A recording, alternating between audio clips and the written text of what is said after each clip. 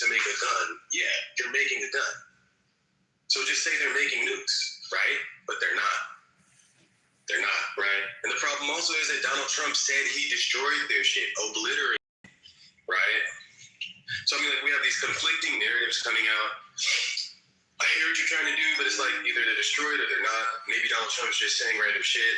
And then, I mean, I also had this debate before, Samoa. It's like, in order to, that's cool. Bro, is Donald Trump was wrong too or some shit? Or like, I don't know. Just like, so Alessandro, at the time when he bombed no. At the time he bombed them, the idea was that he destroyed their capabilities. And I get it. Like, people call IRBMs ICBMs. Like, I don't expect him to actually have those. And the intelligence reports at the time said, hey, we severely set back and stopped their production and capabilities of it. And then, you know, you have the Iranians admitting on their own terms, basically, oh, well, we've got production. And the idea is that they had smuggled crap all throughout their nation. So if they're doing that, then, you know, yeah, you may have hit the facilities. Okay, that was, you know, on point, and, you know, nothing else came of it. But then if you're still having this capability of weapons grade and you're still committing terror attacks through proxies and directly through your own Navy on seas, on foreign ships in international waters, now you have major issues. And like I said, most nations do not like it when you touch their boats. Like, it's just the fact. We need to dissect what he's saying, right? Well, because I still want to like if you dissect what he said there, these things don't even fit together. Okay, well, I mean, like, you allow to dissect what you just wanted to pointing out, like, why you're lost. Bro, I wasn't even finished because there's a point that I want to make. You want to go when we're talking to you? This is the point. This is the point. Let me make my point, bro. Let me make my point, because this is a lot of time. Bro, you're good. Hold on. I allowed Brad to interject respectfully. Just let me finish. Can I get in the queue, please? I can correct. I'm not going to make it hostile and weird. So I've had this before. I remember on the 12th day where we ended up looking into like process of making functionally useful nuclear weapons. That requires many more steps beyond enriching to 60%, right? So I think that's why even you know that you have to say they possessed some of the building blocks, right? But the steps towards creating usable nukes require significant more work. Not saying that they're not incapable of it, but I'm just saying that they are not engaged in that. Right now, if we want to get into the minutia of what that means, that's fine. But I'll just point out the reason why you're saying building blocks is because the process to actually make nukes completely is much more in addition to what they have now, right? And the last thing I'll say is, bro, I already said, Israel is justified at going to war with Iran. I believe so, because I don't give a fuck if they have nukes or not. They're saying they're saying that they want to destroy Israel. That's enough. But they also say death to America. Okay,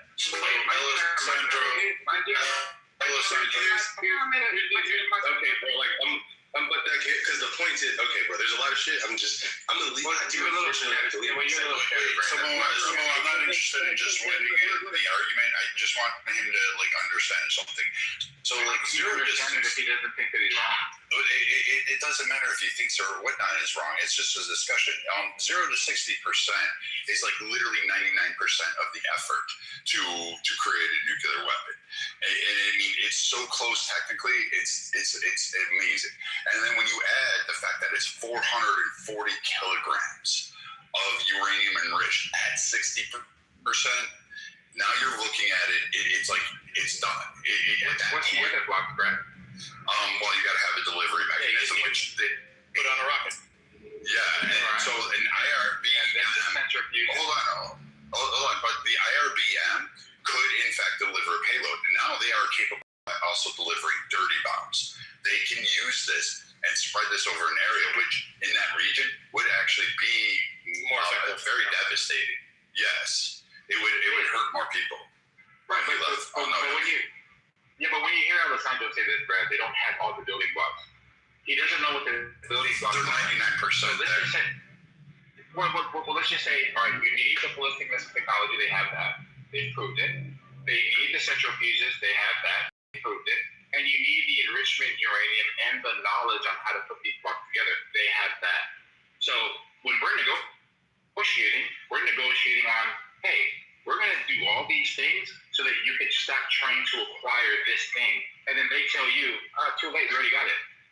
So now you moved from a gun with no ammunition to a person telling you that they have the ammunition in their pocket. That's what you just escalated the situation to. And he doesn't know that because he's an AI guy.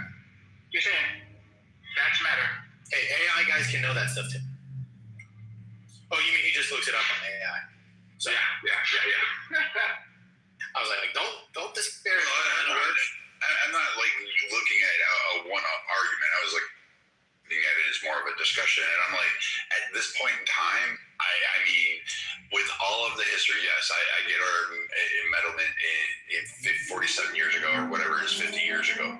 But for 50 years, if they had just had a beef with us, if they just attacked us, then I think your argument has more solidity to it. But the fact that they continue to attack other nations at whim, and their proxy groups do it through Europe, through Africa, through the Middle East, in Israel, through Saudi Arabia. Again, allies that, Israel, I guess you could throw in the toe and say, yeah, they've been at a war with them, fine. But Saudi Arabia hasn't been. UAE hasn't been. Jordan Yemen has been split in half. Yeah, Yemen isn't there. France was not in a war with them. Spain wasn't. So them using these proxy groups to attack other nations, and then not to mention the poor nations like in South and Central America whose ships sail through there, they're sitting there going, all right, we got to pay more. We got to keep paying more for this because this group keeps attacking and we can't get our goods and it hikes the inflation rate. I mean, I think your argument holds water, again, if it was just the U.S. and Israel that they were targeting. But the fact is that they're targeting everybody. And I think that's why the majority of nations around the world, except 3, are like, yeah, please just end this. We just want to have commerce back. And I think the overall goal by Trump is just stopping the IRGC from doing its stupid shit, which is, uranium enrichment, making bombs, and hitting targets, and just basically taking the government and saying, here's your opportunity, here's this. And honestly, that's why I think Trump is negotiating with powers that be right there, because there is no centralized leader, and he sure as hell is not backing Tel Aviv, who spent 30 fucking years in Maryland eating McDonald's and drinking Starbucks. Somehow he's going to be a revolutionary leader. What do you think we got? Bro, I was next. You just heard me call next. Oh, you said you were leaving. What the hell? Come on, stop.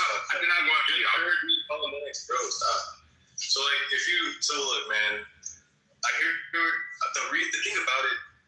Once you've enriched to 60%, you have to weaponize it, and weaponization of the uranium is the majority of the work. Even if a country had a stockpile of 60% uranium, they would still need to enrich to 90%, convert the uranium to hexafluoride gas into metal. Convert uranium hexafluoride gas into metal, cast and machine the uranium into precise hemispheres, build an implosion system with explosive lenses, build a neutron initiator, test the non-nuclear components, integrate it into a missile or aircraft. These steps are complex, slow, and require specialized expertise. This is why intelligence agencies treat enrichment and weaponization as separate timelines, right? So weaponization is the majority of the work.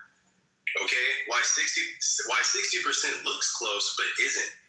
Enrichment effort is front-loaded, right? So the fact of the matter is, just because you've enriched the uranium, there's still a lot of work that you have to do to weaponize it. Even if you've enriched it to 90%, it still isn't weaponized.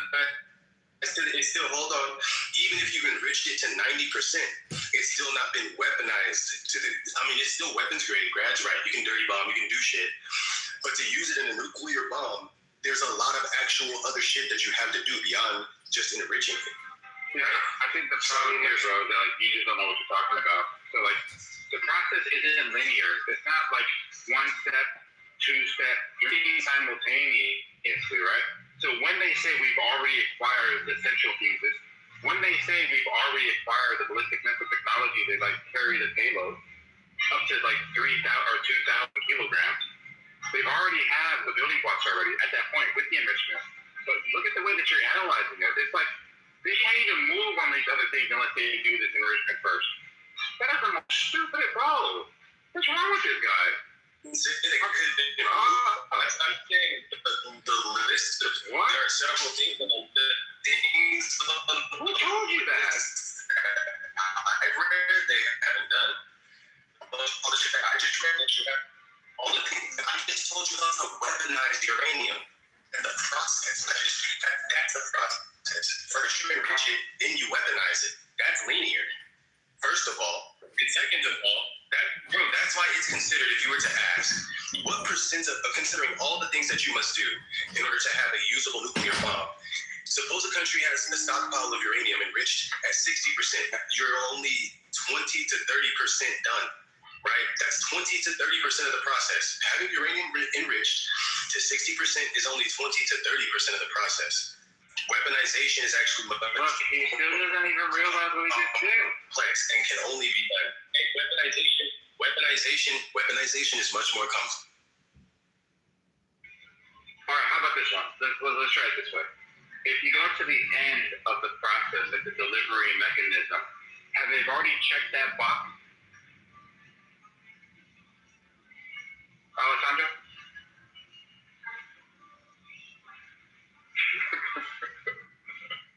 This is horrible. I don't know what's going on, bro. It must be the water, bro.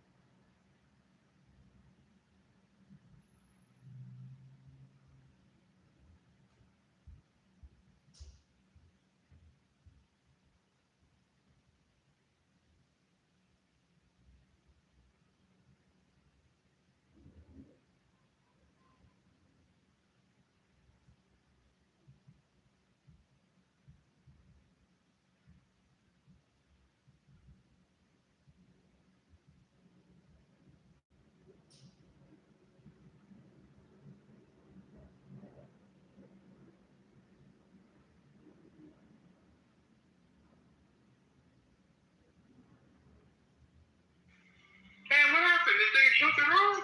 Jeez.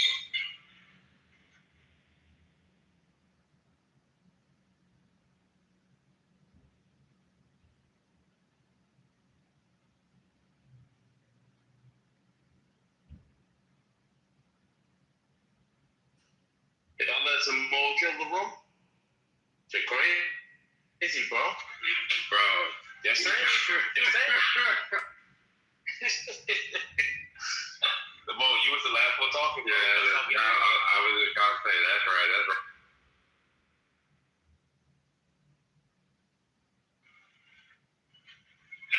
Yeah, man. Hope you guys have a happy Easter, bro. Hope you guys bring in the holiday that you guys can. Niggas don't celebrate Easter no more, bro. Happy Easter. It's the white man's religion. No, I'm just playing. You celebrate? You going to church? You went to church yesterday? Oh, good.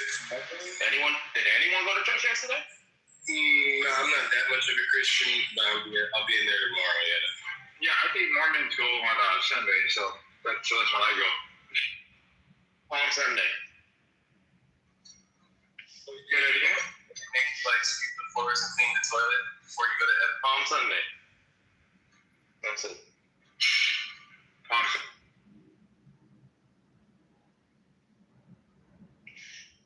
My son was born on Good Friday. Almost 17 years ago, bro. That's crazy. You got a grown ass son. Yeah, man. Is he taller? Yeah. with my dad.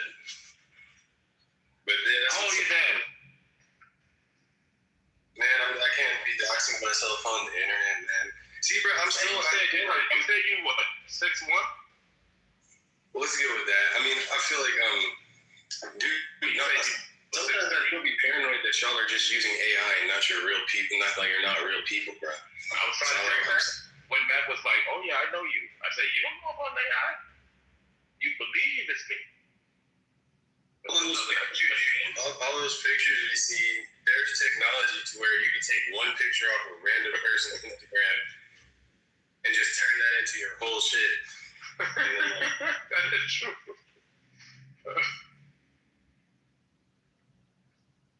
I'll show you all the history of you boys, man. So I remember where all the time you'll show this height was, bro, but I'm not gonna put him out there.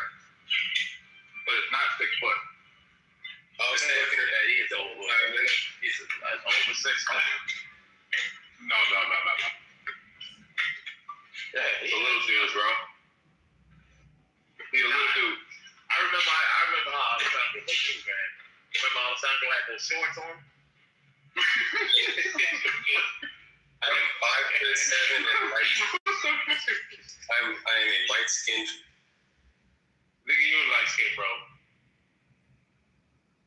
I think he's just as black as me. Hey, you know that's the crazy thing when they said when they saw my picture. Oh, you're black. Why you black? I don't know, man, because you kind of have like because you have a very, very, very faint accent of some kind, but it ain't European.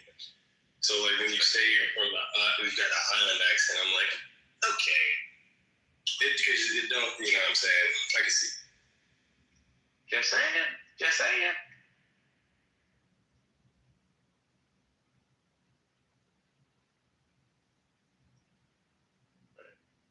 Taking my son to the fair.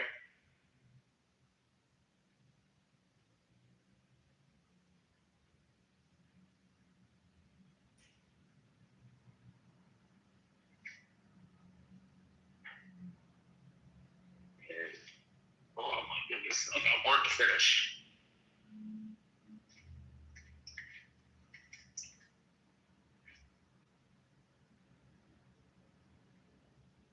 Do you guys turn the AC off when you leave the house?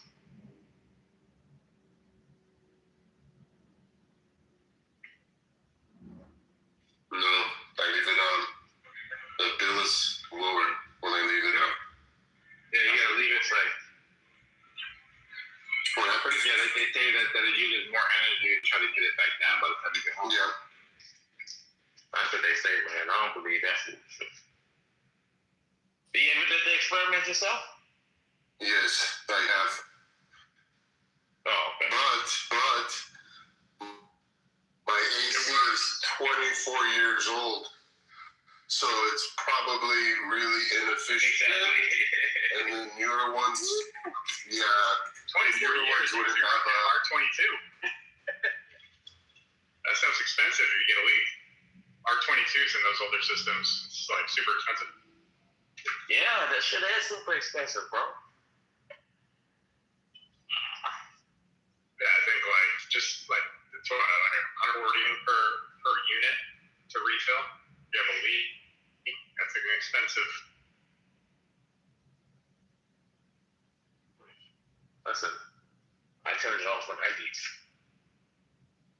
I remember when I first moved into my house, I was paying $98. And now, $300. And I remember these young kids.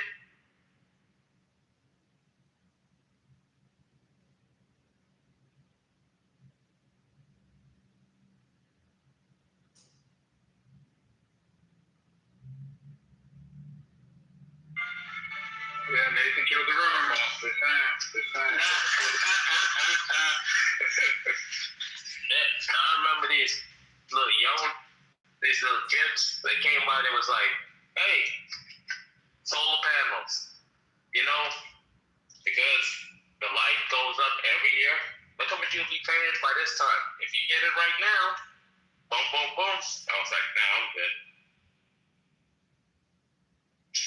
Here's We'll break that shit right now.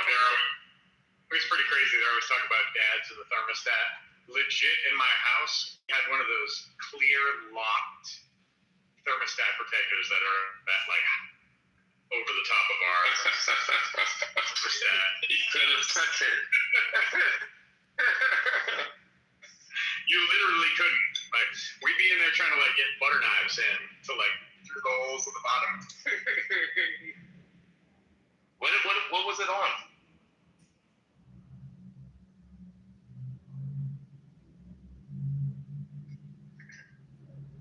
What did your dad keep the temperature to?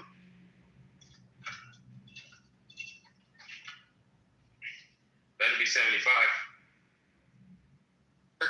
Yeah. Who's on? Some knowledge.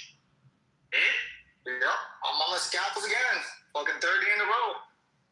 Oh shit. I'm on my way to this. You cut off me. I don't know. That's everybody else. No, I said it. It's fair. Purcell? The youth fair. Oh, the youth fair. That's fair. Oh my god, I'm trying to knock out this fucking this building in Thunder Pines. We're up like 20, we're up 26. We're up 20. We're up 26. We're up 20. We're up 20. We're up 20. We're up 20. We're up 20. We're up 20. We're up 26 feet up right now here. Oh my god. We're up 26 feet. No. We're up 20. We're up 20.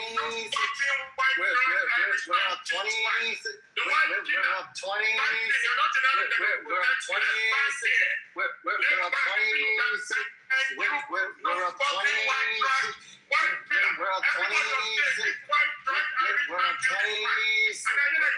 We're up 20. We're up 20. We're up 20 high up right now with the block. I got like we're up 26. We're up 20. We're up 26. We're up 26. We're up 26. We're up 26. We're up 26. We're up 26. We're up 26. We're up 20. We're up 20. We're up 26. We're up 26 feet high up right now to the walls. I got like one more lip to go, and bro, hopefully I knock it out this week. Get some good money out of it. But man, this job's been a pain. I'm gonna take a picture right now. Give me a sec.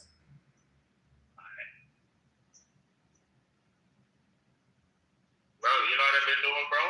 Piece by piece. I've been setting up the backyard, bro. I put some pavers out there in the back. I bought some grass, a couple little pieces just to test it out, bro. That shit home, bro. Now, I'm about to go wholesale, bro. But I put an order in, get some more pavers, bro. Get some gravel. I'm gonna put a little swing stand for Hayden, bro. Put a little patio to get the barbecue on the road, bro. And he be set up.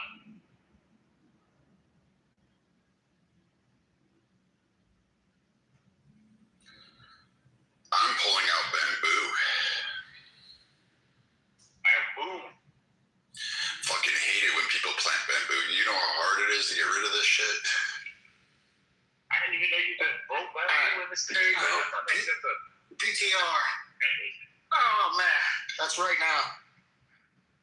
What is it? Why does that wall look like it's falling over? Being a little bitch. Why does that wall don't look straight? It's called split face. That's why. So split face has a design, a very, very special design where it doesn't go in one line. It like sticks in and sticks out. It's a cool design. I'm just making tongue in cheek with you because I mean it was like Winston Churchill. If you ever knew him, he fancied himself as a bricklayer. He used to build walls as a hobby and build these things. And the gardener who also like had experienced bricklaying saying Winston Churchill couldn't build a fucking wall to save his life. They would all fall over. Looking at it, bro, like, what the hell, knowledge? Like, why y'all just, like, what's it called? Like, building up the frame and then pouring concrete, bro? And stripping it. What? No. The reason why I'm showing off this one specifically, if you look at the block, it's not only split face, but it's a very special white color split face with a very special white color mortar. I'm talking about this shit is expensive. So, knowledge, I don't know if you're looking at, like, building a bigger business or, you know, branching out a little bit. But I'm going to tell you something. I'll give you some insider information. So I've had to attend CERA, C-E-R-A. Legally, you can't say that. You're going to say, I'm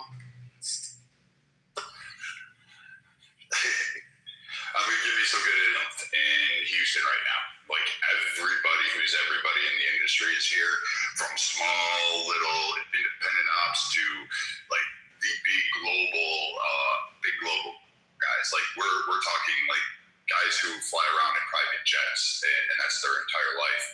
And they're all talking about the development. Well, what was interesting is a lot of the individuals from Bastrop also came in, Bastrop, Texas. So where Elon Musk is basically building out an entire city, and all of Firefly, et cetera, are expanding up there.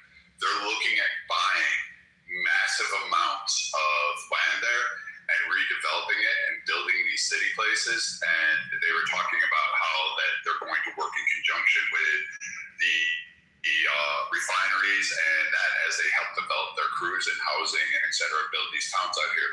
And they're set to dump in, like, significant amounts of money to house their staff.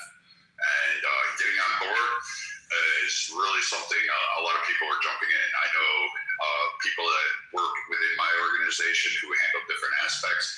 They were jumping in to help ensure the projects, do excess layers of risks.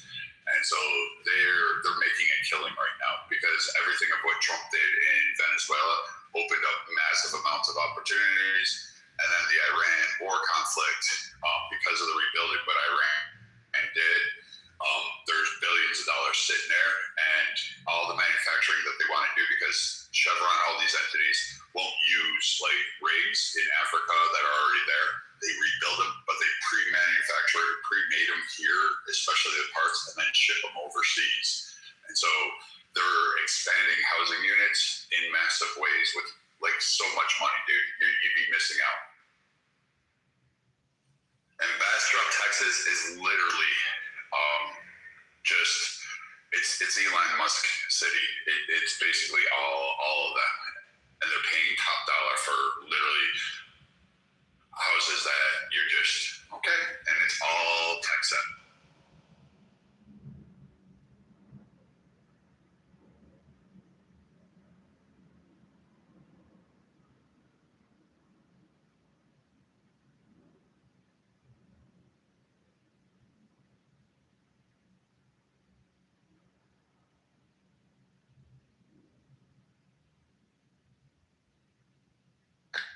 Sorry, I'm climbing down the scaffold right now. Give me.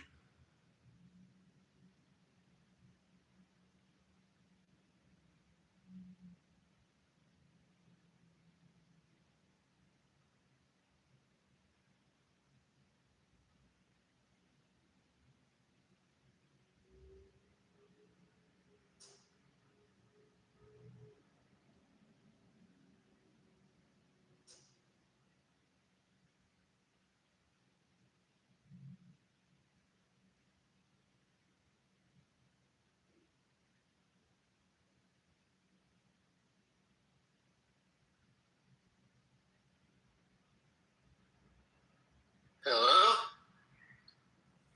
I'm here.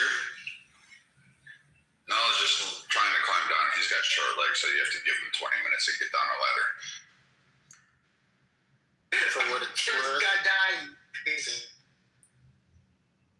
But KP?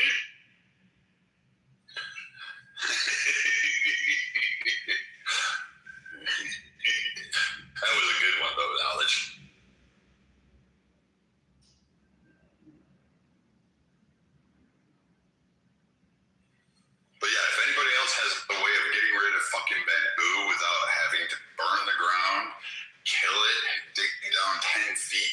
sickly and just firebomb the fucking thing and then hope it doesn't grow back the next year, I'm all ears without having to. Oh, he's rhubarb this year. Yes. Whoever had this. So I got this brand new townhouse and I finished painting it, just got the floors done. And so now I'm looking at I have a little spot for a yard and they put, I guess they attempted to do some feng shui fucking garden. And I'm like, damn it, there's bamboo.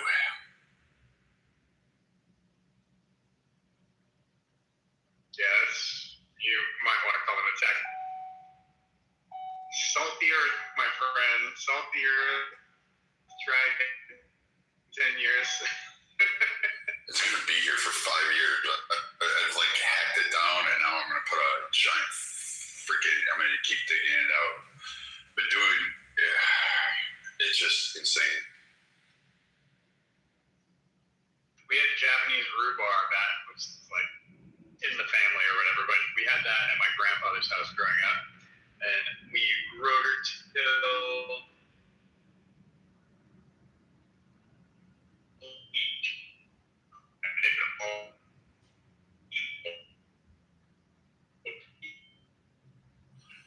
I don't know, you might be me. You might hear it. You sound like you're in the Matrix. Yeah, he's in the Matrix.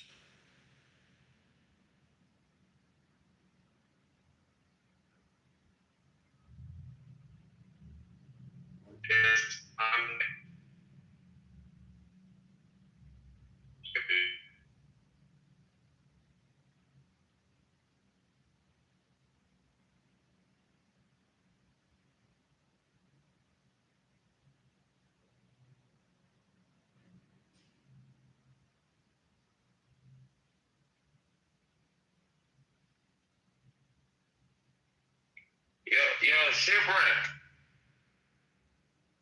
You was at Fort Campbell? That's you and your PTO?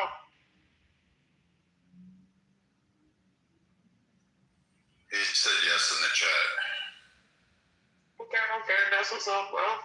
What's up? Nathan was there. He served you on the trays. Nah. I was at the real airport. That's Arizona. I was at the 82nd. All Americans. All of them. Wait, you were in the 82nd? Yes, sir. Oh no, I have to add you back. You fucking asshole. Yes, Brad. He was just a cook. Don't matter. He was in the. Hey, what years were you there? Were you there during the Bragg Boys website era? I bet you were, you salty little bag. Bragg Boys? What's the Bragg Boys? I didn't hear about that. We're not there for PLDC, and we heard about this 3 or 4 guys that worked in Fayetteville who used to lure soldiers and get them into precarious positions. Okay, yes, I know exactly what you're talking about. They were interested. Yeah, they had a little ring out there. Yes. That's what we say. They call it the Alcoholics Anonymous because they're trying to forget that past. Yeah, that was crazy out there, man. I was talking about that. I didn't see all of that stuff, man. I was there, but I didn't see it. When I went out there for PLDC, I can tell you, y'all got some hills because me and Fort Campbell is super flat. And when we went out there for PLDC, we're like, dang, I got smoked so many times because during that school they made you yell airborne, and I yelled air assault every single time, and I got smoked.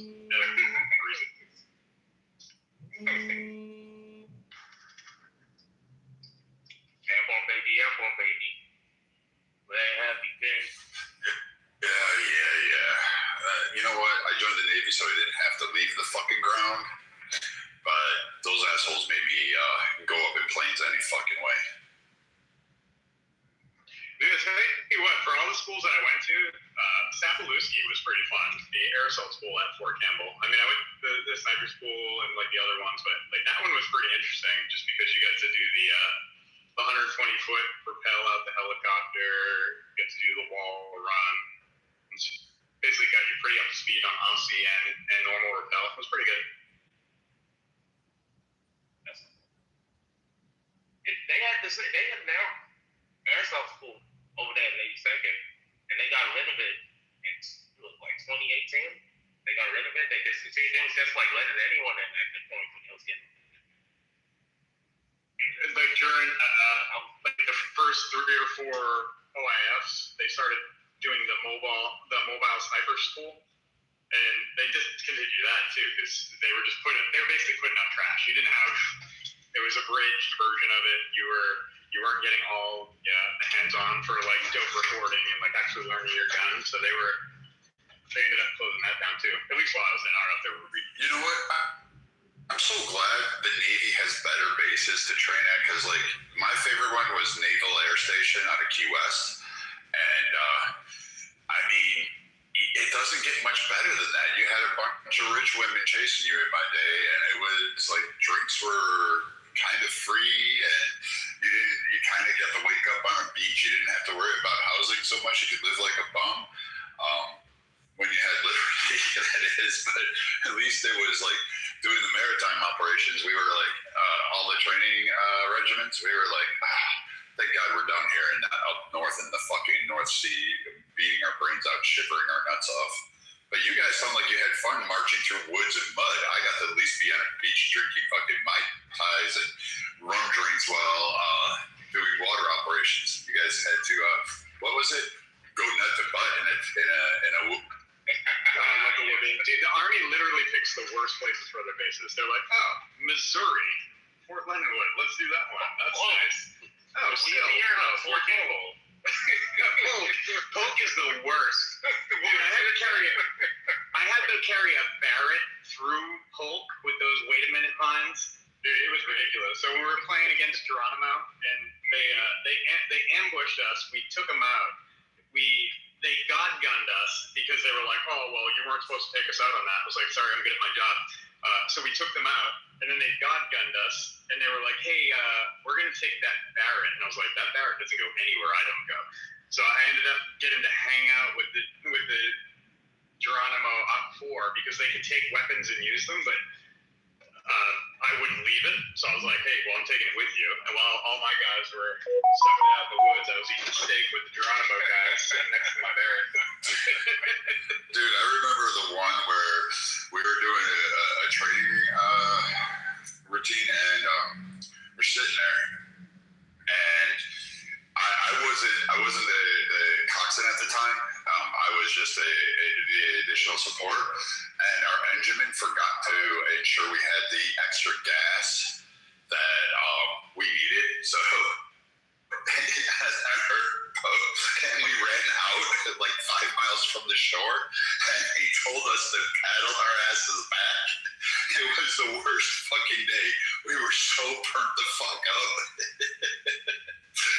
I did not like getting fucking smoked that day. That was just nonstop, 24 hours of cycling our asses. I think I lost like 30% of all water in my body by the time.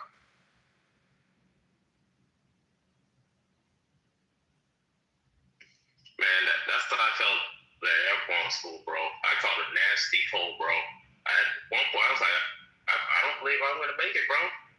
But I still pushed through that shit, bro. That's the worst when you have to do that fucking running and you gotta carry shit. Like we had to carry our ribs up on top of us, so you got your boat crew there and you're holding it up and you're just running in fucking sand, and you have like that like, you know, that spring cold that comes on, it's like filled with like phlegm and you can't fucking breathe. And then every time you like, your mouth fills with like all that fucking mucus, and exactly. Yes, bro. Oh, it fucking worst fucking feeling. You're just like, I want to fucking die. Someone shoot me right now. Oh man, that shit was the worst, bro. I still go through, bro. I couldn't wait for that cold again. No shit. No, what is it? And they gave you Motrin. They gave you fucking Motrin for it. I didn't go to sick call, bro. I didn't go to sick call or anything.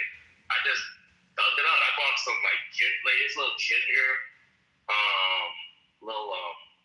like sweets, like to play or something to flip. And I didn't even take any medicine. I just ran through it, man. I would take those little ginger spit and just run and just stomp up on water. Oh my God, man. It's the worst. Like, I went to Sitcom, I go, do you guys have any Robitussin? And he handed me 2 pills of Motrin.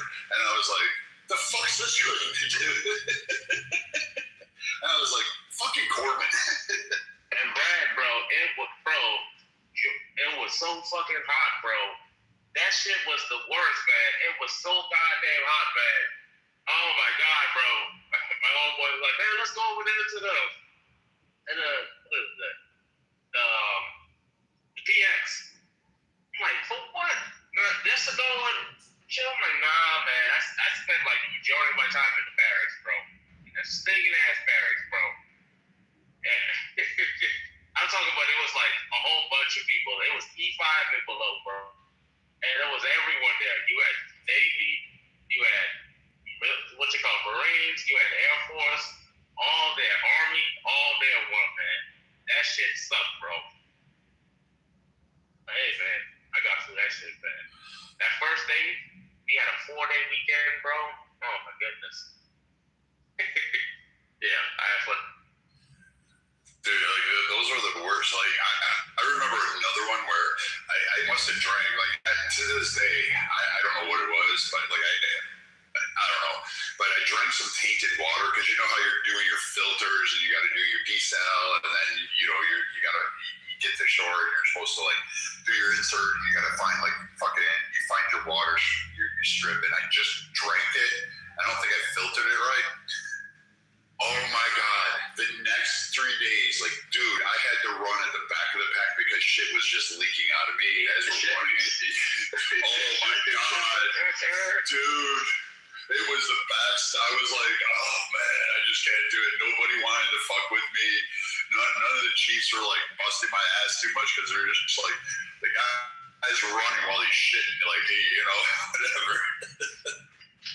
A little wet booty, man.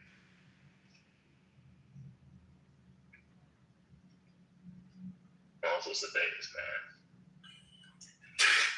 Yeah, you immediately upon you're done, all of us have like 80% disability ratings with the VA just on our knees alone.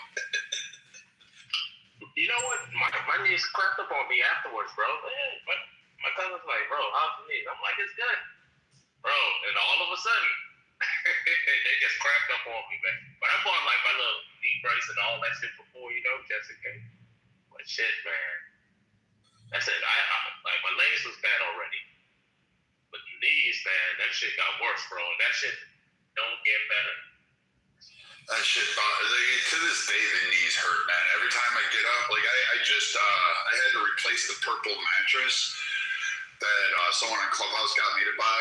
And I just bought a brand new beauty firm, whatever it is, like fucking $8,000 for the fucking mattress. And they're like, oh, it'll give you knee support and all this shit. I've slept on it 2 nights and I'm like, all right, my knees feel a little better. Now I'm out here fucking. Yeah, take some DPC, bro. Well, I've been in the garden. I don't know what that stuff is. I don't like take drugs, dude. Like, I don't. Yeah, can I ask Samoa something real quick? Samoa, are you there? 1 second, man. They just was talking about this. I want to hear this band, man. Yeah, bro, I'm right here, bro. What's up, bro? Samoa, can you like back channel me like your like top 3 bicep exercises? I'm not even like at the gym right now. I'm trying to do something huge. It's all about wrist. Yeah, it's all about wrist angle. So like thumb towards you, thumb away from you, thumb down, thumb to like in, right?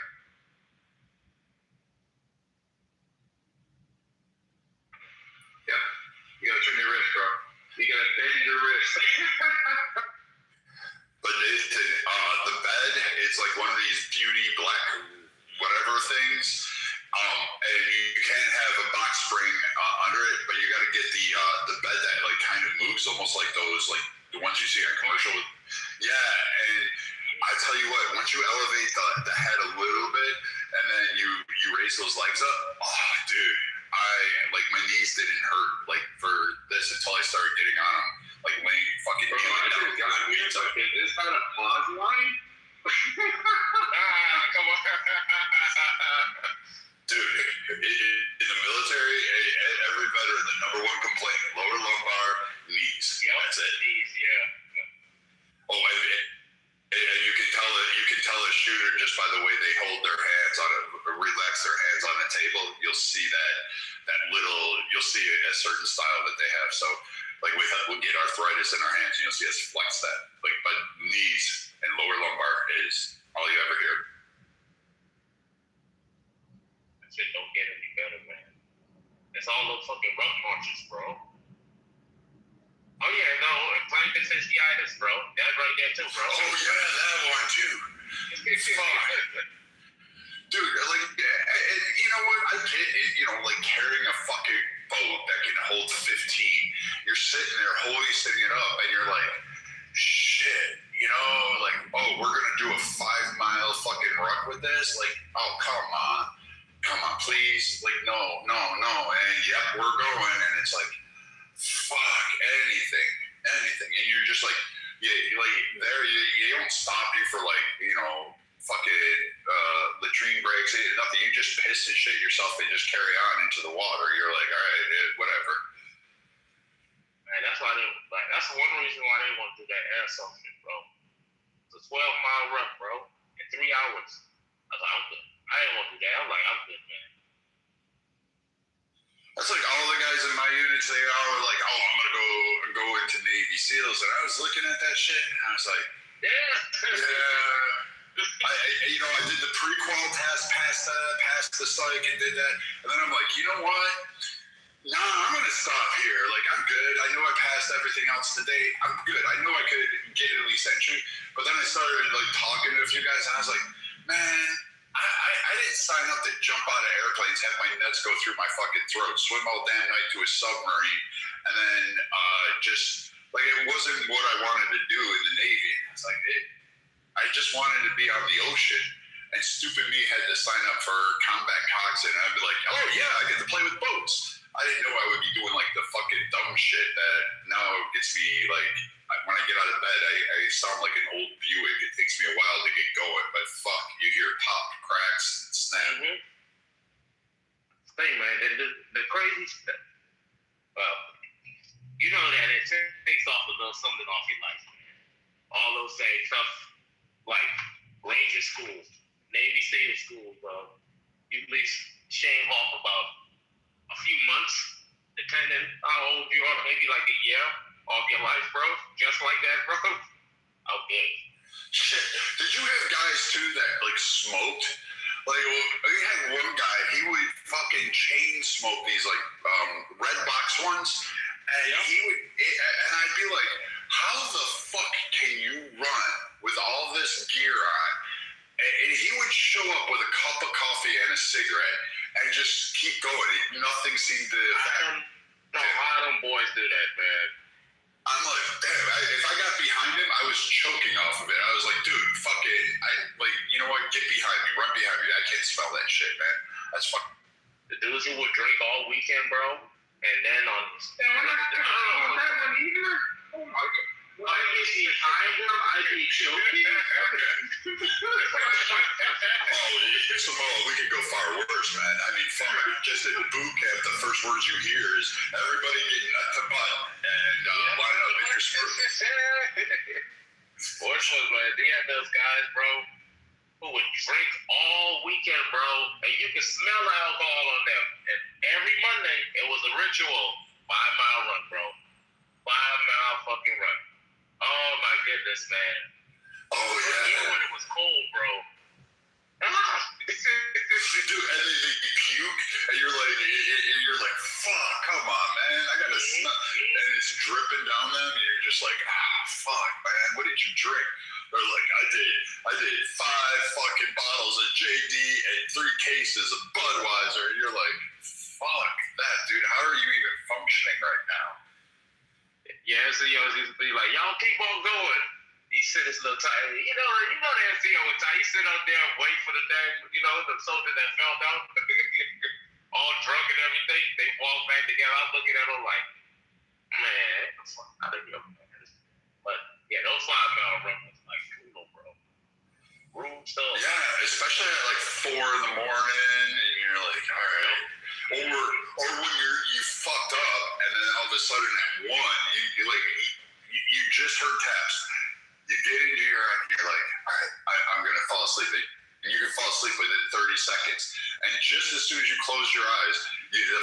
lights would go on, shit would go flying. Everybody must. And you're like, oh fuck, all right. Night evolution. And you're like, fuck this. And you're just like standing there. You're cold. You're wet. And you're like, all right, let's go do this. And the first thing you start out with is again a 5-mile fucking run to warm up. And this just sucks. 5-mile run on Monday. That sprints on Tuesday. That's, you want to let all that lactic acid, get out your legs. So you sprint Tuesday.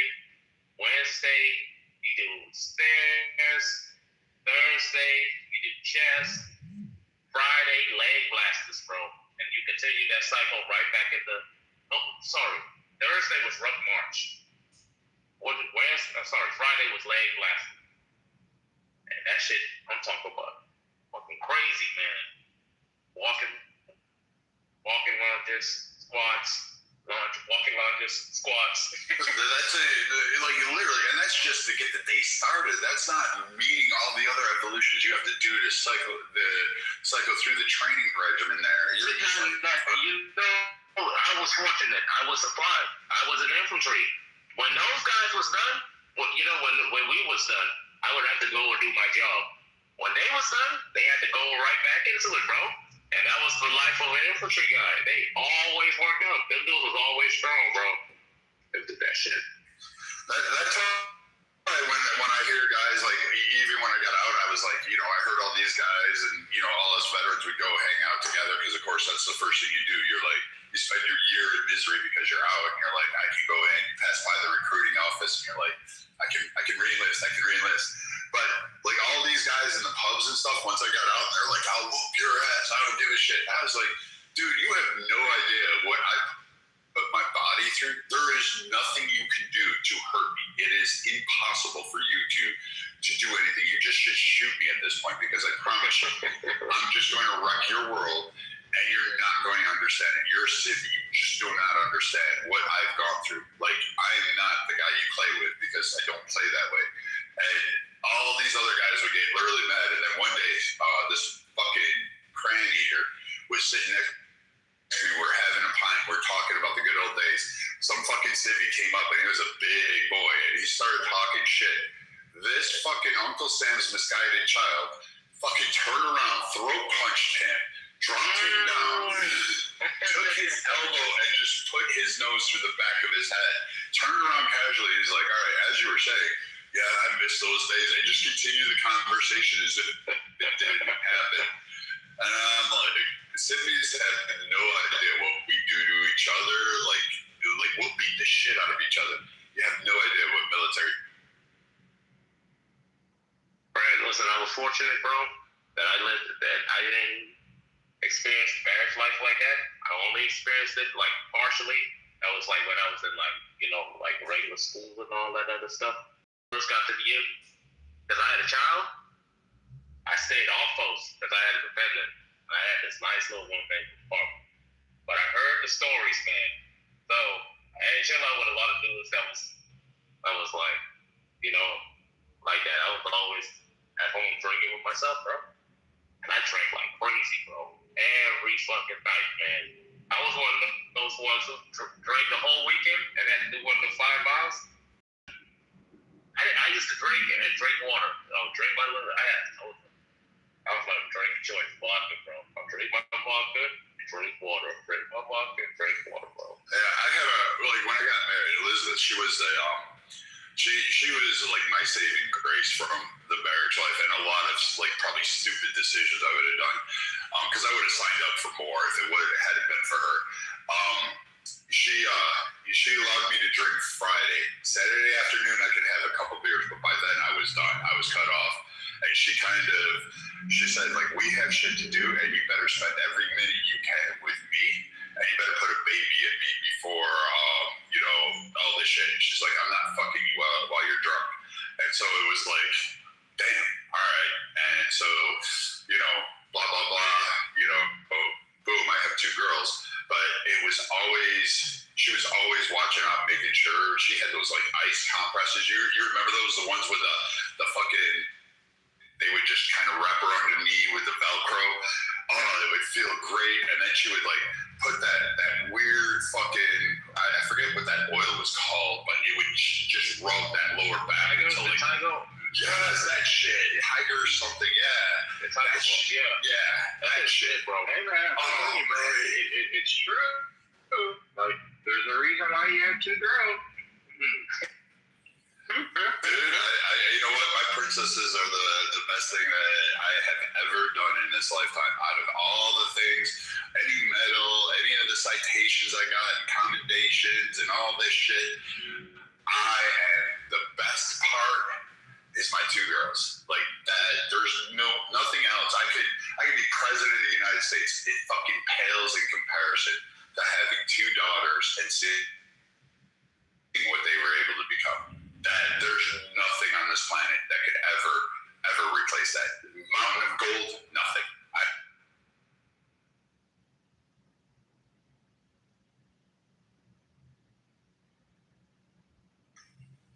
But you know what was worse than anything?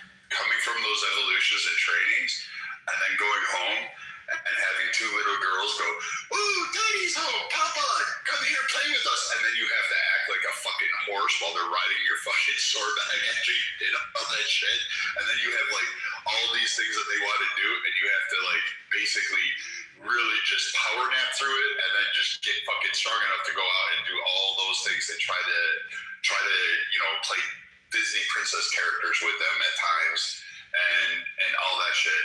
Like, I mean, that was pretty painful at times.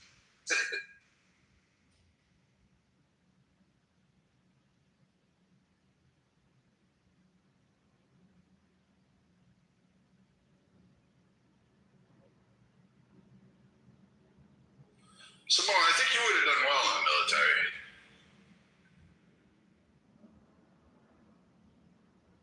I think I would have too, bro. But I was too busy being a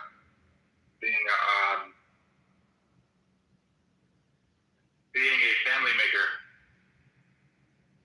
Wait, hell to the no. Could you imagine Simone was in the military? He's big ass? Oh, fuck that. You're staying there. Hey, with all due respect, if I was in the military right now, I'd probably be 50 pounds less. R.I.P. Samoa, like I went in, I thought I was physically fit when I went in. After all the training, like I had lost. You go through these cycles. You think you're gonna lose weight, get in shape, like you're boot camp. You just fucking eat. You devour food because you got like 5 minutes to chow down. They don't really, or 15 minutes depending on how good you were that day. So you just chow down everything, and then what you do is you basically gain weight because your body is craving carbs. So you'll eat like fucking mashed potatoes like it's going out of water, like that fried fucking chicken, and then that Asian chicken, and then that fucking garlic chicken.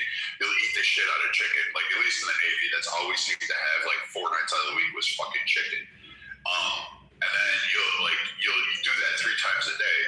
But then you gain weight. But then when you go on to your advanced schools or ARTs and all these other things, you're gonna have you start to lose all that fat and you start building muscles. You become really lean.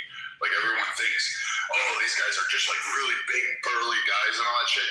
Doesn't happen while you're training. You lose all that shit, and then what happens afterwards is you keep up on this training, and then you develop those like the bigger arms. But most of the guys, they're not like fucking jacked out to here like you see. Yeah, bro. Like my brother-in-law just retired. He did 21 years, and he had a security job. But while he was stationed up here, he stayed with us for a little while. And this is when I was at like the big gym bro thing. We were locked away. So then we had a challenge where I would have to like do his routine. Bro, it was bad. It was bad. He was like, yeah, man, we got to do this. Like what you guys just described about the 5-mile run. He used to get it every morning. Bro, I would literally like make it about a mile or two, and he would just like run around me. Like, come on, man, you good? You good? I was a little more Chiefs did that shit, bro. That Chiefs did that shit to us. They would run around in circles around us going, come on, drop out. DOR, come on, motherfucker.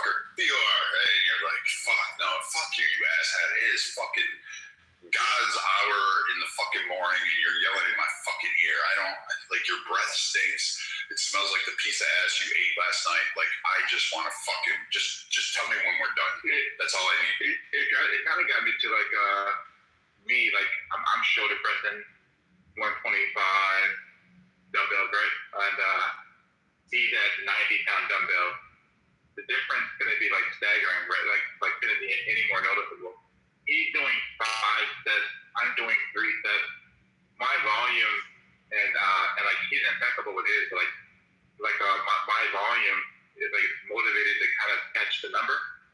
And it's like, would you rather be able to punch somebody with 90 pounds of pressure 1,000 times, or punch somebody with like 125 pounds pressure one time? You know what I mean? And that kind of sat with me. I thought I had him in the gym. Didn't turn out that way though. No, that's what I tell you. Like, the military guys are just a different type of breed. Like, especially those, like, you got Navy Rangers. There's just something a little different for guys who go through that and then don't drop out. And then you're like, oh, all right. You know, you get a confidence level, and it's like a really strong confidence. You don't look at somebody and you just go, hey, you know what? Oh, I don't want to get in a fight in anger. Like, I get really calm, and I'm like really laser focused. I'm destroying somebody, and I mean, I've had my ass destroyed enough by fucking training. Dude, it happens, man. You get smoked, man. Like, you get fucking wrecked. Like, I sat there and went 30 seconds. My ass destroyed enough? Come on, my God. Crazy work, bro. This kind of speaks to what you're saying. Like, right now, after he's retired, like, we just jumped to Oklahoma, right? And like, you can clearly see a physical difference right now. Like, when he looks at me, like, I've changed like my targeting of like regiment, like more athletic, more endurance, more explosive, and he's like bad, bro. Like, his knees are bad, his back is bad, his elbow is bad, his shoulder is bad. So you can see like the toll that it takes on him. So when he said I'm retiring after these amount of years, I'm like, that's well deserved, bro. You gotta put yourself through hell. There's limited amount of time, and now he's like dealing with all of these issues. So yeah, like, I get these. I'll say this. Like, I got really concussed pretty bad one time, and I got rocked, like, freaking, like, head, like, throw up, like, immediately just by getting cracked. And even to this day, I'll occasionally get those like little dizzy spells that pop up out of where, and they told me it would probably happen, and they're like, just tell the VA about it. And I still won't go to the VA because the last time I went there, they admitted me for pneumonia, and then I came home with fucking lice and scabies, and that was the last time I was ever going to the fucking VA.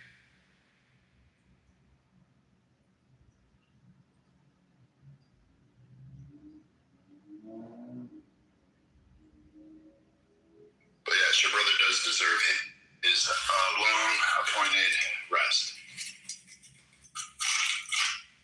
Fuck, where'd those go? Where did those fucking things go?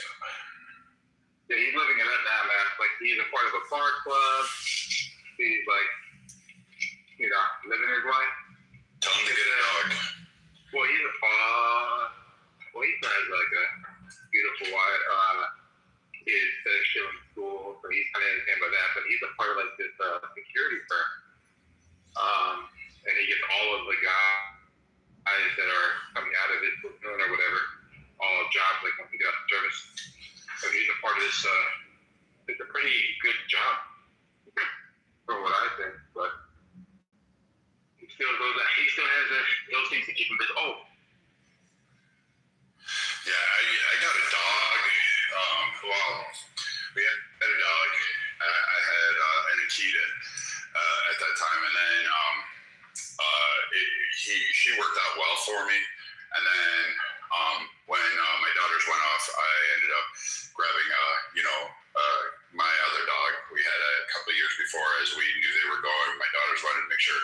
I tell every vet now because I've seen like the positive work. The dog kind of like calmed me down for the most part and kept me focused. And I would get into a routine with the dog. So every morning I would go out and run with Coda, for instance. And I stopped doing I'm just going to get the dad bod thing. So I would go there. I would go hiking, hike the AT. I got back into hiking in the outdoors a lot more. And doing like fucking canicross and skijoring and bike joring. I started doing a little bit more activity, meeting more people. And now, as Coda kept that routine up these past couple months since he died, I've been like kind of like on and off. Like I stopped doing the 5 mile runs, I stopped doing the 3s, and now I'm like, I'll do it tomorrow, I'll do it the next day, and I kind of fall off, and I'm like, my oldest is now saying, Dad, you need another dog. Bro, I didn't know you lost gray hairs, bro. Yeah, he died. Sorry about that, man. Yeah, thanks, man. Oh, Brad, I'm sorry. Oh, thanks. It was my bud. It was like having a son. But I tell every vet now that I run into, like, get a dog, and you'll start to like freaking pull out of your own funk because you'll have things to do, and just make that dog yours and just kind of go with it, and you're gonna be okay, because no matter the bad day, the dog doesn't give a shit about how you look, what you smell like, how much money you brought home. You're always going to get that like immediate reaction, that dopamine hit of like, hey, I'm really happy you're home. Let's go play. And you have to take care of it. And now it gives you something to focus on and get out of your own fucking head at times. So true. I'm so sorry to hear that. Oh, man. Yeah, I'm sorry too, man. How old was the dog? He was 12. Oh, wow. That's nice. Yeah. And now there's Rydell, her husband on Clubhouse. They raise Belgian Malinois for the Canadian military and our spec ops down here. So they do a lot with their dogs, and she's got she says they're gonna get me a dog. They're gonna fly me up to Montana and let me pick out the dog for me, and then help me work with it a little bit, enjoy a vacation in Montana, and then I'll come home with a new pup. That ought to be a lot fun. A Melongator. Those things are... Yeah, those look like a pretty strong bite force. Hell yeah, they do. They fucking wreck everything. But they're good dogs. They're trainable. They're pretty good and reliable. So I'm gonna go with one and let Rydell and her husband help me out, and we'll see. Maybe I'll come home with a new one. I told her it has to be a male, though. I don't like female dogs. No offense to the females, I just prefer males. The female. Bro, there was a lot of like possible lines in there, but can we play them down for saying the B word? Yeah, I have a Belgian Malinois and Shepherd mix. She's a girl, but she is excellent. Her parents were police dogs, and she is so smart. She's really, really intelligent. Probably the smartest dog I've ever had. So I think you'll really, really enjoy a dog of that breed. I'm really happy you're gonna get one from Rydell. She is. Yeah, my office even got it cleared. Apparently it's okay for me to bring him, my company did. I'll be able to bring him into the office, and he'll sit in my office with me. So I'll basically do the same way I did with Coda. Coda as a puppy, Jesus, like if you're single, guys, get a dog, get a puppy. Get a cool one, get like a husky, get something cool and fluffy. Walk down the street, you will not be single by the time the block. You will have literally, like I had women come out of bars just to come hold my dog. I had a female cop stop her car and come over and ask to pet my pup. And so I'm just saying, you won't be single for long. Is that what she stopped to? Or did she say, where were you on February 13th at 17th? No, she stopped to pet the dog. We went on a date. We lasted about a month.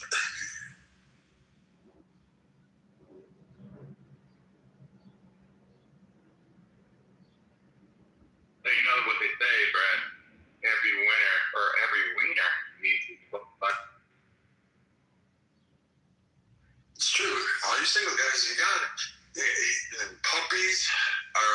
key to a woman. Like, and they'll dote on the dog. You don't have to really worry too much. You'll be like, hey, would you mind watching, the pup for a bit?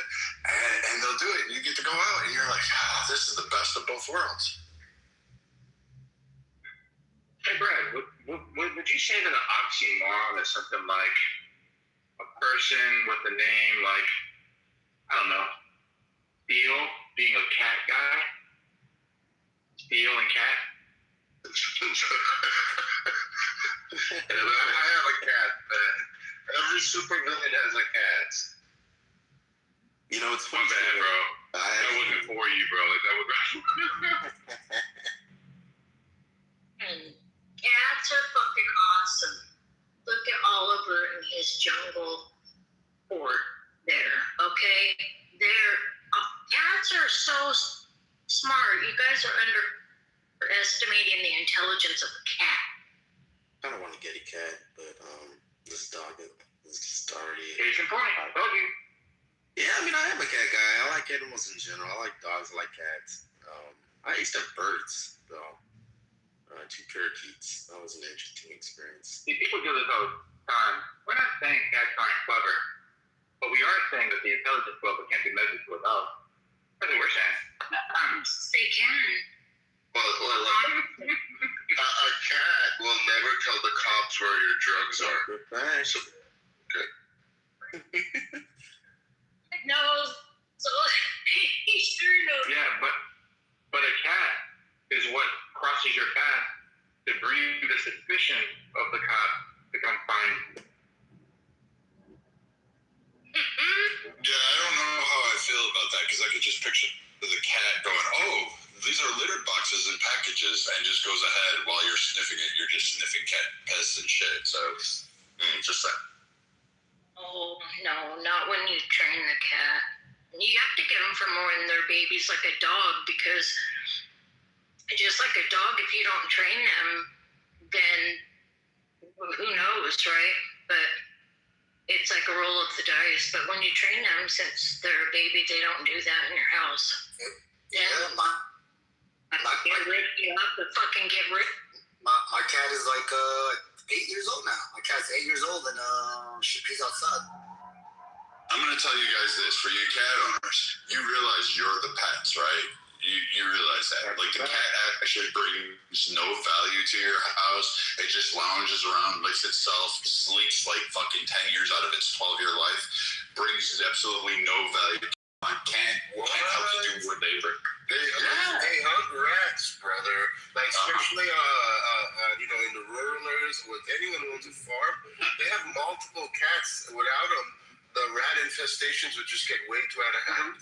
Okay, and do you live out in a rural area on a farm and your cat's outside chasing rats? No, but in my backyard, I feed stray cats, and I literally see them with rats in their mouth, bro. Like, they're ferocious hunters. They're ferocious hunters. Not all cats, but I mean, the stray cats behind my house. Brad, you see the video of it's like a toddler. He was like in the driveway, and a dog came trying to attack the toddler, and the cat did the cat shit, and it scared the toddler. Yes, I've seen that, bro.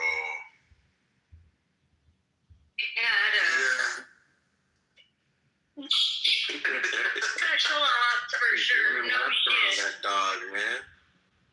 I had a cat. Well, I still have him, right? Oh my God, this cat is such a lover. But I let him out on the patio.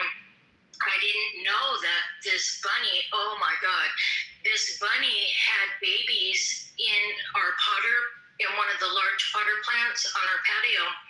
And it burrowed and hid the bunnies under the dirt. So the cat comes back in the kitchen. We come back in because I don't let my cats out at all. I don't want them to bring anything in the house or whatever. They're very clean, right? Oh my God. When I went back in the kitchen, and I have a huge kitchen, right? Oh my God, it was like someone got murdered in the kitchen. Blood everywhere. It murdered a little bunny, a baby bunny. I was so pissed.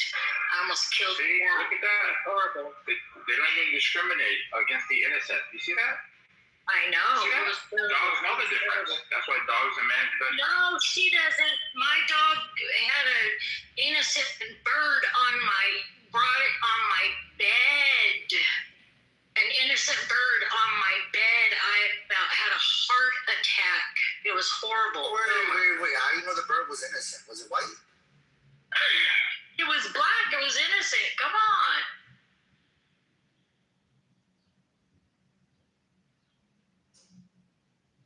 Now, I haven't had this puppy. I will say, do you think that a dog is a man's best friend? If you're somebody who may feel like more lonely-ish, yeah, I definitely would recommend a dog. But if you're somebody who's like more relaxed, more chill, don't really want to bother with like the attention that a dog may need, a cat definitely could be more compatible.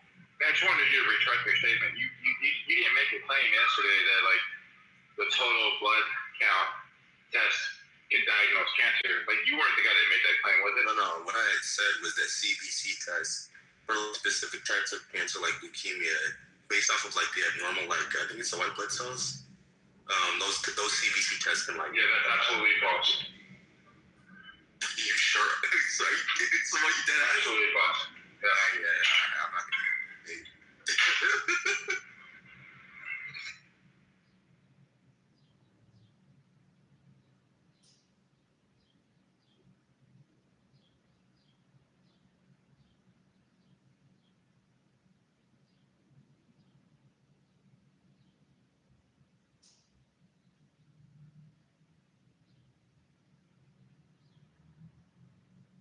Oh, Skylar's here.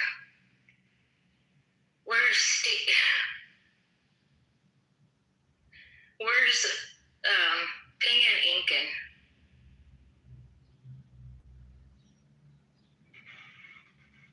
Inken's at the gym getting money right now. Man. And hi, Skylar. Where I'm at. Oh, about time you came back. What the heck?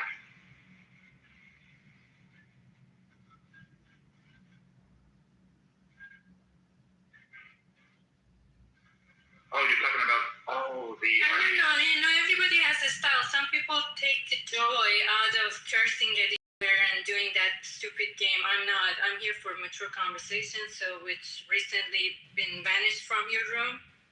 So, but the people today that they're moderator, they're good. So I'm hoping I can listen to you guys. We never have mature conversations right now. I'm done. You're asking where Incan is, so you two can bother abuse me and move me down. I'll show. Show you, Faisal. Oh my God. Yes, come on. Last time I was here, they were having a big old debate about whether you're Samoan or you're not, and your mother flips tortillas or not. That's the type of conversation that I'm talking about.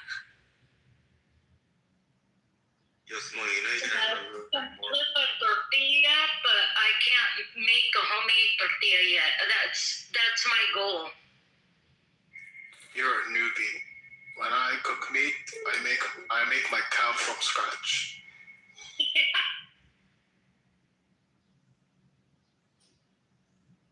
yo, still, you're a fan of Invincible? Well, I guess it's rhetorical. I said the PTR, so I'm assuming you are. You been watching the latest episodes? Oh yeah. I just watched the latest one of this PTR is from the latest episode. Yeah, what you think? It's fucking crazy, and it's That's spicy words. bad, bro. The last episode was fucking wild. Bro, I remember the first time I watched that shit, bro. Yo, I told who was it? There was somebody in the room last night. Nathan was here. Is it Ibai? I think Ibai Kuchi, whatever his name is. And I was like, yeah. It's E-A-B-A. E-A-B-A. I told him about it, but he's never heard of it. And I was like, yeah. He said, what's it about? I said, nah, bro, I can't even tell you. You just got to experience it, bro. Yo, that first episode is fucking crazy. You remember that shit, bro? First time you saw it, Knowledge? Well, yeah, well, the thing is, I watch all the episodes with my oldest daughter. Oh. And I think it was 2 episodes ago. 15. Oh, damn. She's, oof. Yeah. I know, I was about to say 2 episodes ago, but there was a lot of sex. In it. Yeah, you can't watch that shit with, like, kids. your parent, none of that, bro. That's like, oof, yeah, that show is not what I expected when I first watched it, man. But yeah, I fuck with it, man. It's nice. I wish the graphics could have been better. Not me. I like the way it is. You like the style? Yeah. What'd you think about the Hell episode? Oh yeah, that one sucked. I ain't gonna lie. That's what everybody said. Yep. Yeah, a lot of people didn't like it. To be honest with you, I skipped like the vast majority of it. I just watched like the last part just so I could be caught up with an understanding of the most recent episode. But yeah, bro, it's about to turn up, bro. Yeah, I mean, if you watched like or if you've read the comics or whatever, yeah, definitely this season is gonna be crazy. That's all I'll say. Probably it'll have season 1 type craziness to it, bro. Like, yeah, so definitely tune in. Like, I was gonna finish and all that. That guy's name is EABA. What's that? Yeah, that's what he calls him. Yeah. His name is EABA.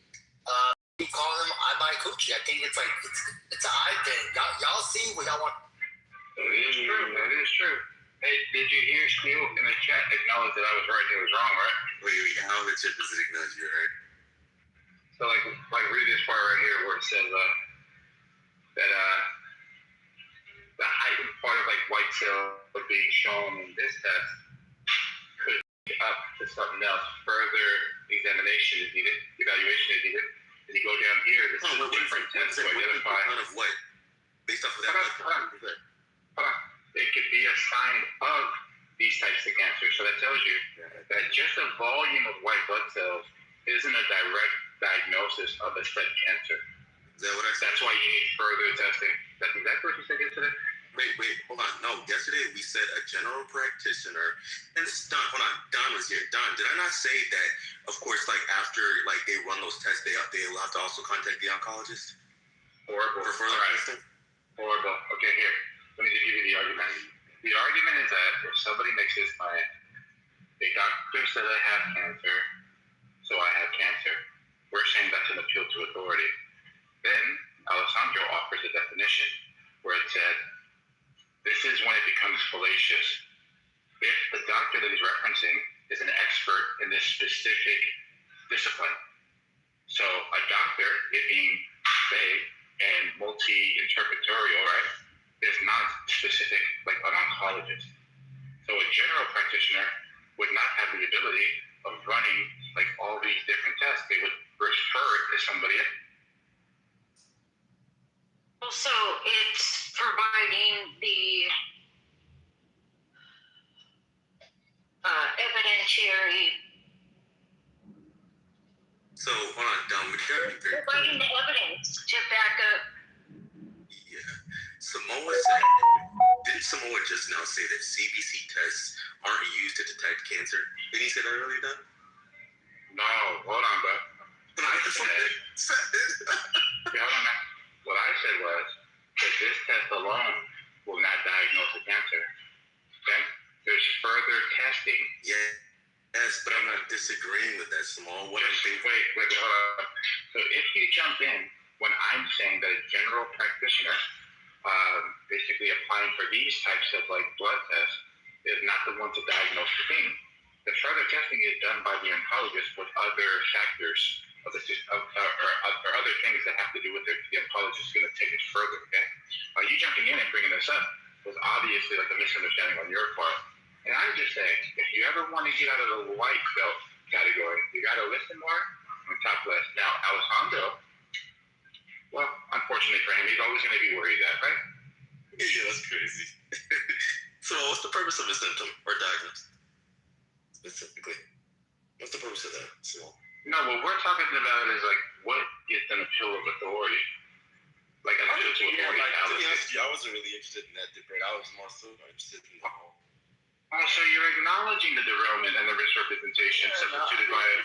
So Incan said, hold on, this is what Incan said. Incan said that Alessandro was saying some stuff prior to that apparently a lot of fluff to it. I didn't hear that part. I came in on the back end when you were saying that it's fallacious for a ECP to diagnose somebody with cancer. That's when I'd asked you, do you know what a CBC test entails? Right? Like what that is. Right? I just said to you earlier that it can be used to detect, like, for example, high white blood cell counts, which can be used to detect specific types of cancers. Whoa. All right, hold on. So look at the leap. Look at the leap you just made. Hold on, brother. Right? You said in response. Oh no, you just said that earlier. No, what I did is I got the source for you, right? And it did say exactly what I said. Well, so maybe Bro, this is so horrible. All right, so like, for example, right? When I said this blood test doesn't prove cancer, and you just reading that there could be high levels of white blood cells which could lead to cancer, all you're doing is agreeing with it now. No, hold on, chill. No, some more. That's what I said earlier. You said I was wrong. Bro, he doesn't even know what's going on, bro. No, Listen, bro, I still manned the position before I showed you like how you're wrong. And now you're gonna say I've been saying this the whole time, that it wasn't a direct diagnosis of said cancer. Now you're making that claim now, that this blood test would not prove cancer. What is cancer? Yeah, bro, this is some like white belt weird stuff. Can we just agree here? Can we agree that the total blood count blood test does not diagnose cancer in any type? In some cases it can. That's what I'm saying. No, in any type. No, hold on, in any type. No, bro, leukemia. Oh, you know what? I'm not even getting into it. Hold on, that alone does not, because the high white blood cells could mean just infection. That's it. That's why I said that's why you get. Thank you. Exposed. Don's right here. Hold on. She understands. We're taking another W. Hold on, brother. Hold on. If you had read what I said, right, it literally said in the chat, right, which it can be a sign of certain cancers. That's why you would also go to your oncologist to confirm those tests that have been run. That's why they order specific tests and they send it to your specialist. The primary care physician or the general practitioner does not usually diagnose the cancer, right? Just real quick, I want to say yes. Hello, I sent you the 100. So I just got it, bro. Just hit me with the notification. Appreciate you, bro. So, like, I need to figure out a way of airing a settlement. This is horrible. Yeah, Can't make a deal. I'm sure you can see you won't get the money back. That's the deal there, and I had it is. Say that again, bro? Until you concede with the argument, you won't be getting your money from Eric. That's the deal we made. Argument. wait, you don't think Eric? Hold on, still, you don't think Eric? No, of course I don't. Okay. Yeah, that was horrible, right? So that was horrible. Your favorite line. To be honest with you, bro, still, like, your arguments are horrible. Come on, but respectfully. It's a compliment, but still. I'm just there, bro. But I'm not. Yeah, okay, so you can't even make up your own mind. Wait, yo, Samo, I don't think you were there when I told Eric. It was like 6:30 on whatever day. I said, yo, Eric, by the way, just want to let you know, Samoa did pay his escrow. He goes, he did? Like, yeah. He goes, oh, shit. Wait, was it? It's more Crazy, bro. So he knows that the escrow was paid and he still didn't even follow suit. Was this the debate about the Supreme Court ruling about the birthright? Yeah. What was the ruling? It hasn't come out, but freaking Eric was clowning Samoa that you won't put the escrow up. I got the money. I'll do it right now. He goes, if you don't do it by 5:30, you's a bitch. You forfeiting from it. You's a bitch if you don't do it by 5:30. And the money's not acknowledged as cash out by 5:30, then you forfeited. And I told them that Samoa paid the escrow. And you know who didn't pay the escrow? Fucking Eric. Wait, so when? Yes, sir. Yeah, late June. Like June 28-ish. Okay. Yeah, no, I disagree with Eric. I don't think it'll be unanimous. I think that's wrong. Especially if Hey, let me ask you. Steve. Enough questions. I don't answer any questions. I wanted to see if we could detect if there's like a misrepresentation to something. Never mind. Where are you gonna ask? Go ahead, so answer your question.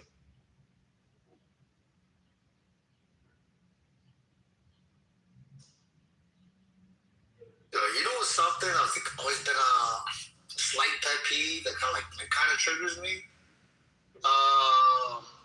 You know when people go inside a gas station to pay for the gas or whatnot. Me, I always pay the pump. I never go inside, but a lot of people, you know, they do the thing where they get out of the car, they look at the pump, they get to the door, they look back at the pump, they go inside, they get to the cash register, and then they ask them on what pump number, and they got to look for the pump number. Like when they go back outside to look for it? Yes. Oh my God. I gotta say, it's mostly women. Don, you're right. Yeah.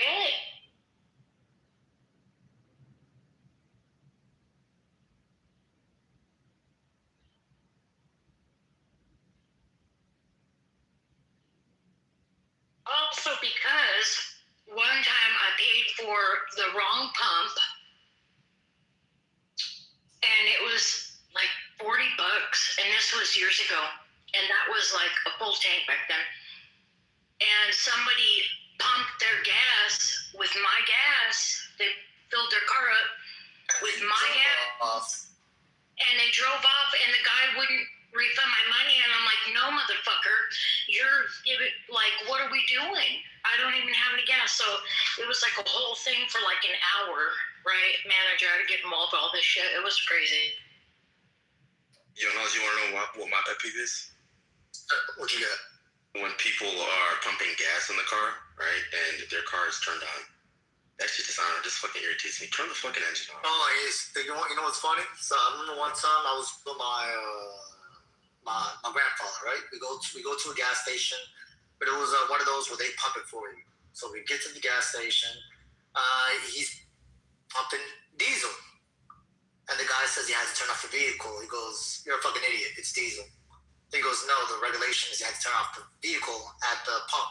He goes, I don't think you understand what diesel is. The difference between diesel and gas. There's no, there's no, I forgot the word he used, threat of explosion with diesel vehicles because they don't have the sparks. And he was like, I'm just telling you what the rules are. And they got like into a big argument. That is fucking crazy. No knowledge. My gas station story. Hold on, really? You gotta say good afternoon knowledge. And I gotta Good say, afternoon knowledge. buenas tardes. Thank you for that introduction. No, my gas station story, Dawn, and knowledge. I went to the gas station, then I went to work, and then my car wouldn't turn on. And at that time, I had an X3, right? And it was clean, so there was no reason why it wouldn't turn on. So I had to get it towed to the dealership, and the dealership found water in my tank. And I ended up contacting, yes, and then I contacted the state, and I guess in Minnesota you can send the state to like inspect any gas station, like randomly, if there's, and they ended up finding it, and it ended up like a couple of my neighbors also had the same issue, so they ended up on the news. I was like, man, it must have been a small news day in the Twin Cities. That this gas station, I made them pay for everything. I made them pay for the tow. I made the gas station pay for my time spent. Like I made them pay. Okay. Let me ask you. But I assumed it wasn't on purpose. I'm assuming they had some sort of leak that went into the gas line.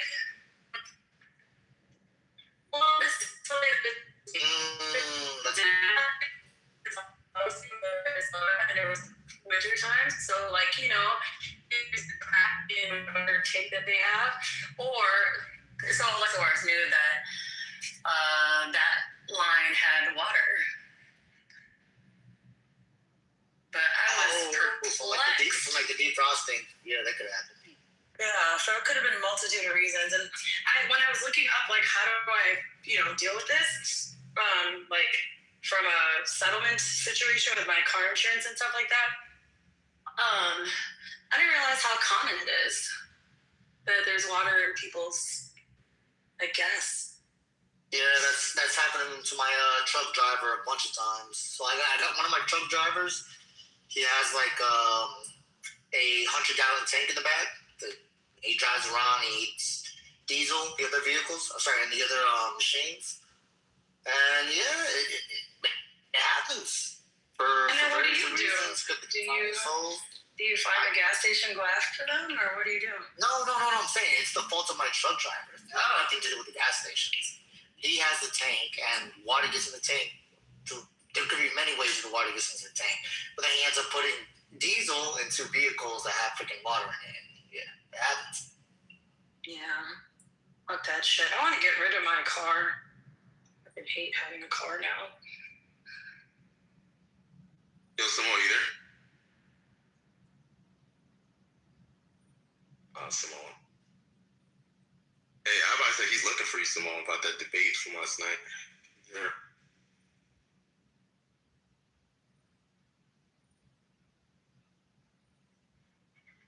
Let me just do like I think knowledge talks about and other guys on here that are on that level, right? They say things like, "Hey, bro, that's an exact word fallacy." So if somebody says to you, they say, "Show me where there's a duck," a part of like the main theme of like Disney or something, and you're like, the description of the character has a beak, feathers, and all these things. He said, "But show me where it says duck." Like, bro, can't help you. We got him to basically realize that there could be a potential order of angelic or celestial beings. All right. After he calmed down, so I think he just wanted to argue.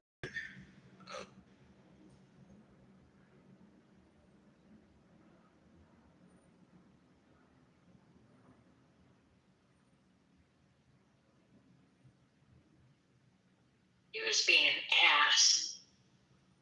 He was, because I came in and Samoa had brought up, that scripture in Isaiah where it talks about, Lucifer being the second highest guy, and he took like a third of the stars in heaven. Tell me where it says angel. Tell me where it says angel. It's like, bro, you know what the connotation is for that.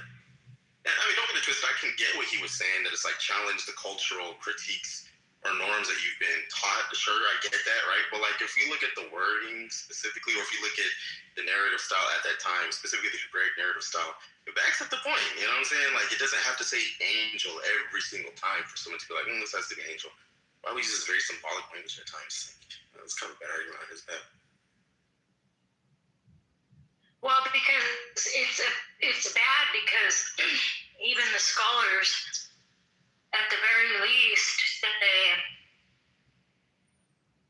they agree that at the very least that they're celestial beings, right? And at the most, they're angels, second in command or second level angels, right? So that's why I was like, well, what is his fucking point? Really? What's he trying to do? I don't know. Yeah, the difference is he wants you to define the word angel. But when you say angelical being, that, what that does is it tells you there's a lot of different types of angels. Exactly. And that's where you can deal right there. Yeah, and that's why I try to bring up the whole distinction that you got for example the archangels, you got for example the angel of death, you got all these other different types of angels. They don't all do the same thing. They're used for different purposes, hence the reason why there's a different order of them, right? And then when he had brought up the whole thing about you will be judged in angels, well, when you go to heaven, you will be changed into technically a celestial being, right? Our bodies don't necessarily be the same. So I mean when he says that, it's I don't know what his point is by that. You're not going to be a man in the way that you are now. I don't know. You're going to be amongst Catholics. Danny, I don't think the Bible says angels are made from fire.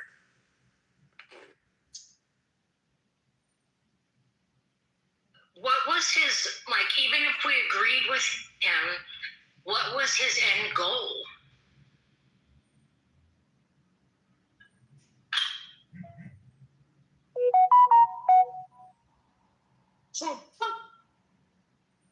Yeah, I might have been my friend since before Chillism.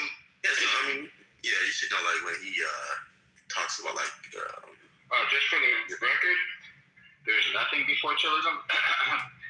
That's true. I mean, yeah, so he's kind of like lion person. He has a lion persona, similarly.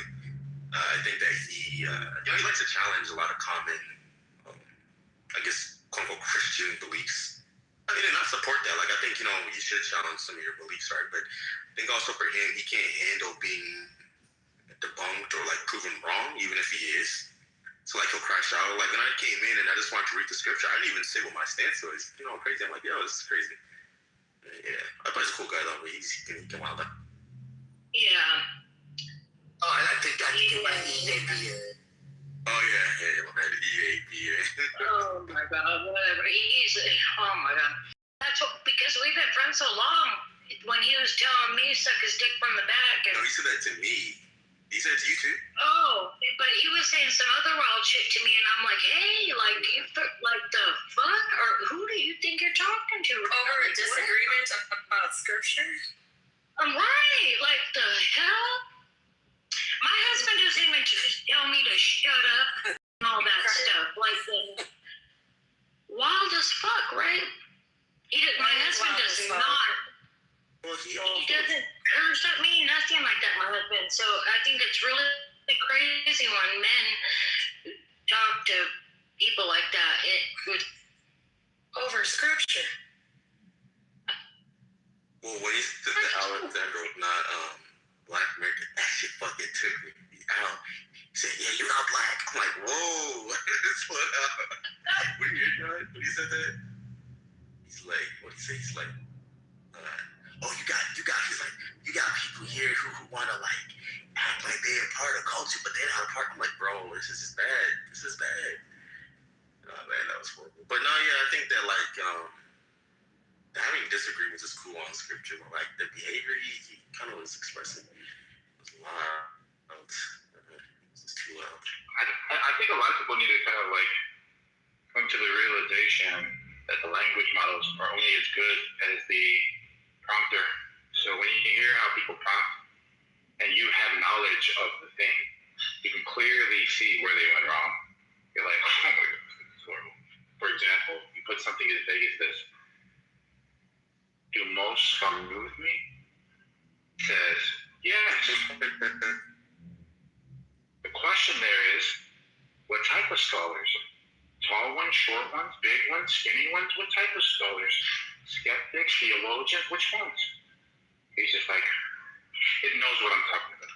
There are ways to, like, even though I agree with what you're saying, and, like, I'm like a purple belt prompter, never to have experienced a black belt, but I've gotten better for sure, and it even helps you question people in real life to be as, like, non-biased as possible.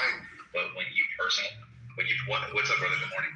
When you personalize your chat GPT, it can also help, like, clean that up for you if you are lazy, to where it will, like, let's just say when you say it depends what type, sometimes it'll give you a breakdown of the types, and then whatever this alleged agreement is, like, you're asking. So it might say, Mike, you gotta make that turn. You gotta make that turn. I made it, bro. I made it. Mike, you don't think IO's a black belt prompter? No, I don't. Really? I think no, I don't. So, like, I think IO is he's more familiar than more people, but a white belt training for 3 months will mop up a day one fucking jiu-jitsu person, right? But it doesn't mean that they're a black belt. So there are levels to this. I think, no disrespect to IO, he's helping, but I think that, like, he uses it and compared to others, but I use it frequently as well, but just for different reasons. But I think he likes to, like, have that prestige as that, and I don't buy it yet. I haven't been sold on it. I get you. Yeah. Telling me how to use a feature on my phone doesn't mean that you know how to fucking everything about my phone. So.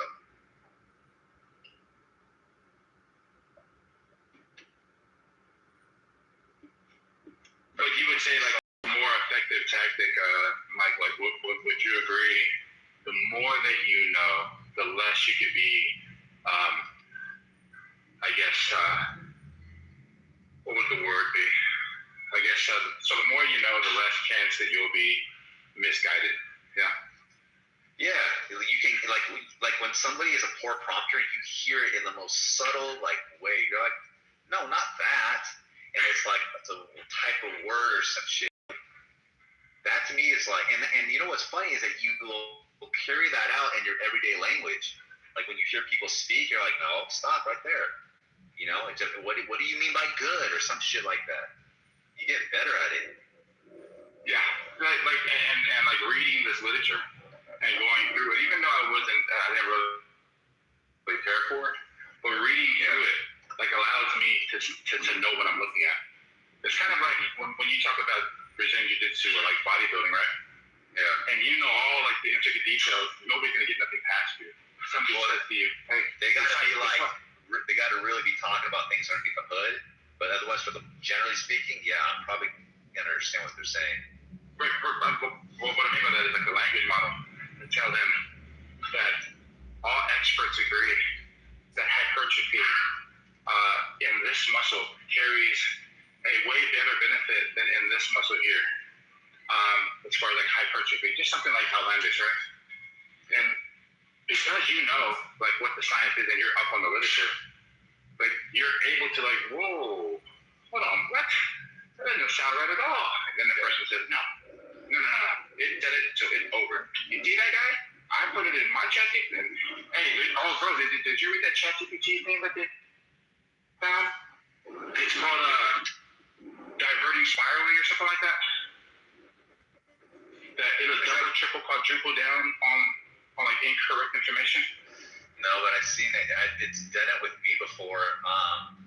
When I was asking it about politics and like which way it leans in Joe Biden, and then it finally broke to saying like, yes, I was biased. Like I asked it the question. I remember that a while back, and I don't know if that's the same thing, bro. But it got to a point where me and you were going back and when we were doing that whole straw man thing, right? Yeah. It got to the point where the ChatGPT was so convincing to my language model, even though definitely like it was good. It split the baby.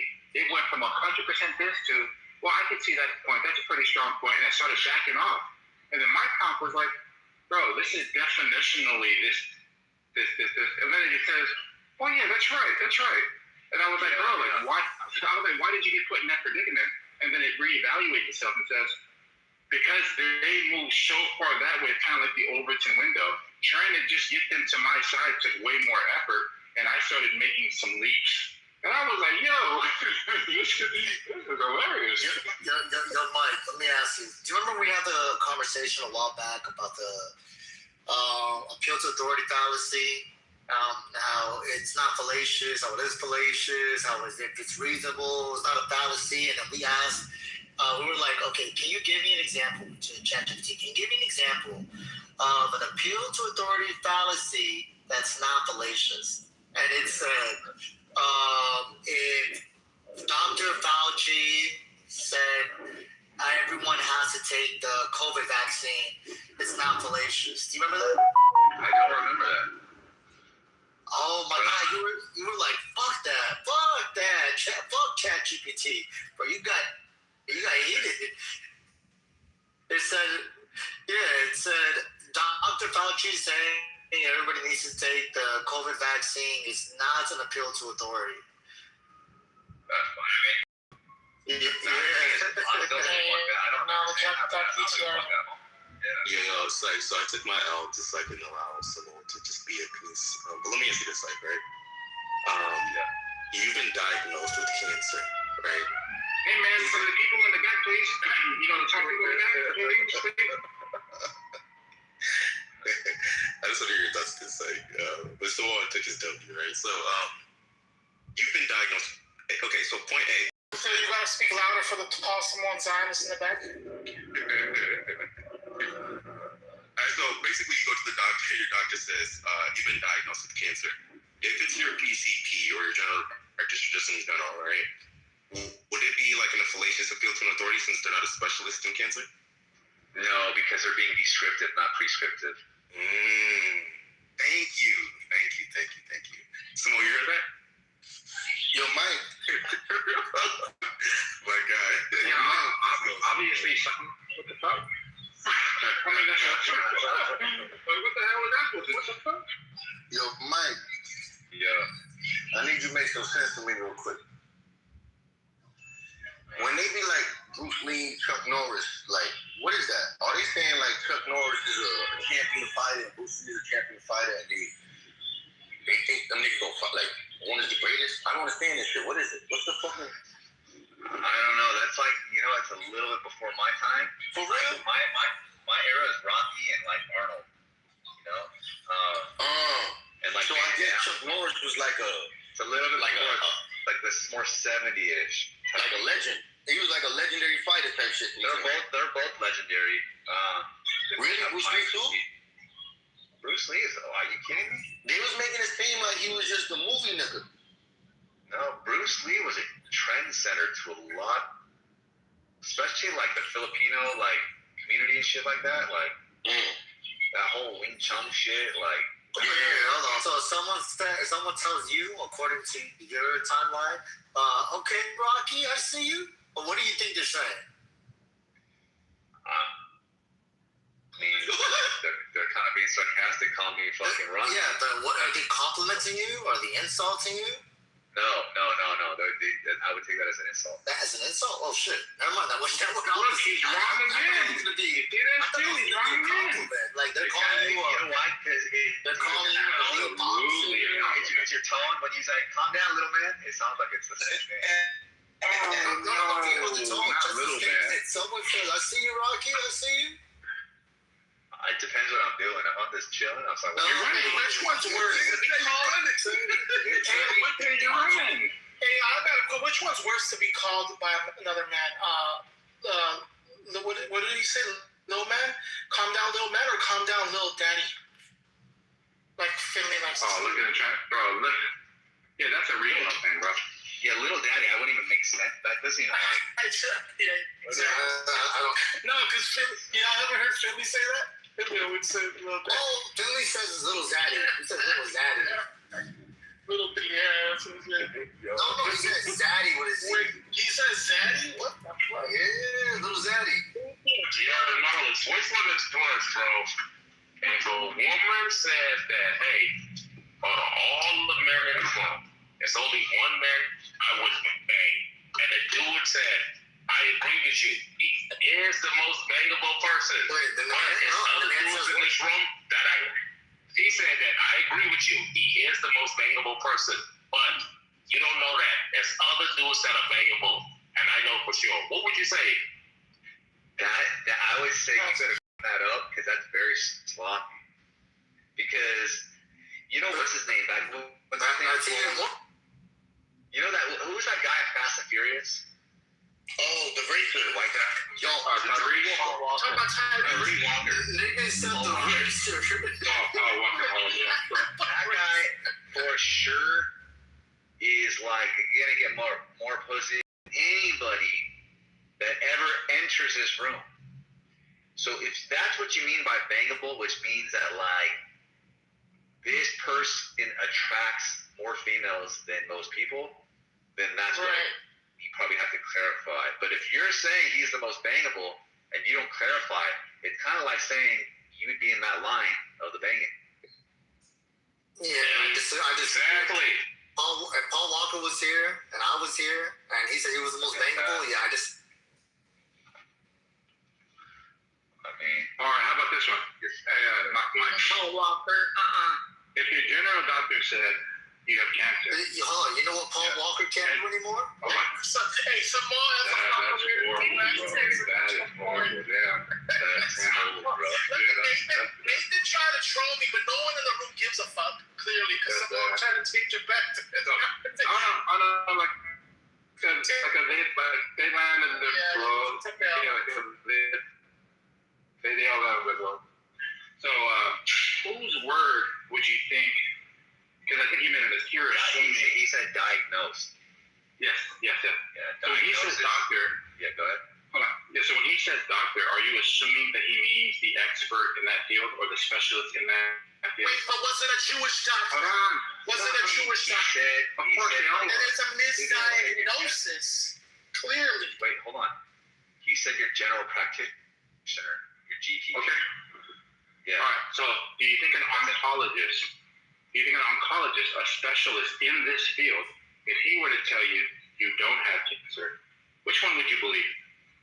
Well, I would believe the second one, and the reason why is because the way I understand it to work is that your general practitioner can diagnose you based off of tests. That's why I said he's being descriptive.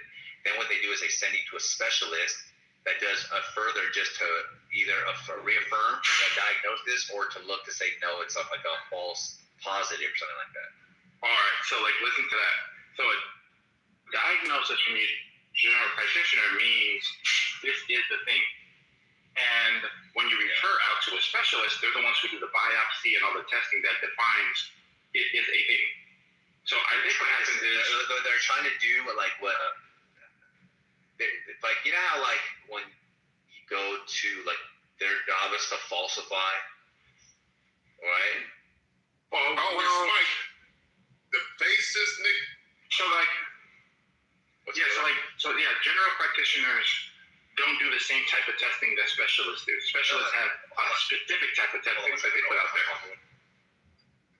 It should be all black. You about to order your Starbucks? Oh, hell no. You said pumpkin latte? Can I have a large cold brew, please? Can I have it all black?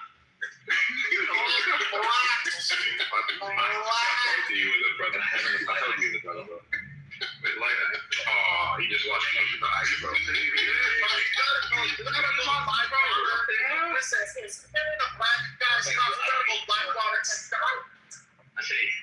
Where's Hobbo? Hey, no. Hey, Samoa, if you get ice, you get water. I was just joking, bro.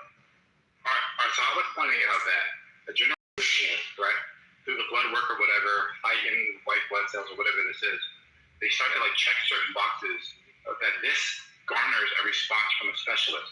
Then this person goes to the specialist. We would have been all over you. All right. Say it again, Nathan. Oh, I was not talking about parking. My fault. Yeah. All right. So like, then the specialist does what specialists do. They have a specific type of testing, a more enhanced, advanced type of testing. And until this testing is done, the diagnosis isn't offered. Would you agree? No. Okay. So you understand your general practitioner does not refer to biopsies, right? Your general practitioner refers you because of the preliminary diagnosis. Without that, certain indicators like high PSA levels, high white blood vessels. All right, cool. But the specialist offers a different line of testing, which finds the mass. Yeah, but like, don't you agree that the specialist is either trying to confirm or like to confirm the diagnosis from the general practitioner? Well, I'm saying the general practitioner is saying smoke, and the oncologist is saying fire. That's what I'm saying. So when you use the term but that's one possibility. But just because that's the case, because like if you see something like in an MRI, right? Yeah. It could be considered a tumor or not. When you but is it benign? Yeah, that's the thing. So that's in one case, that's what you send it out to the specialist to determine. But the way I'm saying is just because in some cases a specialist is used to determine the diagnosis, it doesn't mean that your general practitioner couldn't diagnose you, then to send you to a specialist to handle what it is or to further explain what it is, because they specialize in that. All right, so like one person can be more wrong than the other person. Which one do you think that is? The general practitioner. There you go. No, they could be wrong. They could. No, I'm thinking about this logic. They could equally be wrong. No, because if someone, because one has more advanced testing of biopsies, blood work that the general practitioner doesn't have in their toolbox. Yeah, but when you say more wrong, are you talking about likeliness, or are you talking about like, what do you mean by more wrong? Yeah. Which one has less information to make a definitive diagnosis than the other? The first one does. The first one does. Yeah, and the point I'm making is that when you're reading, like Steele's trying to make the claim that a total blood count test provides like a diagnosis of cancer, and I'm saying no. It only provides indicators that need to be further tested. Right? And when the oncologist, the expert in the actual field, makes its diagnosis, that's the one that you go with. So when we were when knowledge and concrete and everybody was beating up Alessandro, in his AI overview, it said, this is when it would become fallacious. And the first one was trusting an expert that is not an expert in the field. And a specialist, a specialist specializes in that field. I agree with that, but it doesn't mean that there's not general information that a medical doctor can't diagnose. To where, let's just say you have skin cancer, right? A general practitioner can definitely determine whether you have skin cancer or not. Well, he could say it looks like it. Yeah, we need to that's what he would do. That's what he would do. He would give his or her diagnosis, and then it's sent to the specialist. Yeah, I think we're equivocating. Yeah, I think we're equivocating on the term diagnosis now. Because if that's a definitive diagnosis, then diagnosis is a description of things based off of evidence. Or there's no test that pops up in a paper that says cancer. There is. No, nothing. No, there's not. You just have indicators. Yeah, it's not a biopsy. A biopsy says what? Then what you're doing is this: you're looking at these are cancerous cells. Yeah, but they'll extract. What I'm saying, it doesn't say cancer. If you're going to evaluate the cell, to say these match this type of thing that we call cancer, right? Oh no. So you're in the category where it's hey, these things look like it all could be coming from this cancerous origin. But what the biopsy does, it says it is coming from this cancerous origin.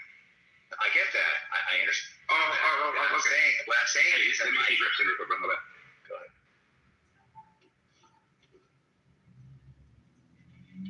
Oh no, I can hear you, bro. I just gotta get this. I'm saying this it always is going to require some type of evaluation for you to see something, right? And what you see is going to determine your diagnosis. Nothing is going to have cancer pop up on it. So it could be a type of cell that you look at. It could be blood count. It could be a series of things, right? And I'm saying that a specialist isn't always the final thing. No, a specialist might be always the final thing, but it doesn't mean that the general practitioner doesn't have the ability to diagnose the way a specialist does. A specialist also helps you with the process of treating it, right? A specialist isn't just there to basically say, hey, you have it or not. They help you with the treatment. And a general practitioner necessarily doesn't. Same thing when you tear a ligament, things like that, right? You go to a general practitioner that gives you, you get an MRI and all that. The radiologist gives the specialist the indicators of what the fucking problem is. They're going to tell you where you have the tear and all that. The radiologist is but the provider of medication is for the symptom, not the actual origin, right? So once it's hey, no. Have you ever torn a ligament or anything like that? No. Do you know anyone that has? Of course, NFL players all the time. Perfect. So when an MRI, the radiologist is the one informing the specialist. Yep. Right. Says, hey, this person. Yeah, but the general practitioner is saying, hey, this person's leg's not moving. It could be this thing. We need further imaging. That's not the point. The point is that the specialist is going based off what the radiology report says. No. So there's a radiologist that examines the actual thing, but when it comes to the treatment, part of it. There's another We're not person. talking about the treatment. We're talking about diagnosis. Yeah, the imagery is what says, hey, And more likely than not. you're missing the. You guys, I go to the doctor all the time. All the time. I have specialists up my ass. Okay. Hey, doc, a lot of specialists. Just let me get on the air. The diagnosis are never given by the general practitioner. I'm just saying. You don't know what you're talking about. Get back in there. Get back in. You don't know what you're talking about. Oh, I don't do that. Thank you. Thanks, sir. Bro, this is an open Y'all heard Mike's? Y'all heard his white voice? Hell yeah, he's kind of professional. Yes, sir. Yes, sir. Wait, is that my white voice? Yes, sir. Thank you, sir. Did it sound good? We heard that code switch. No.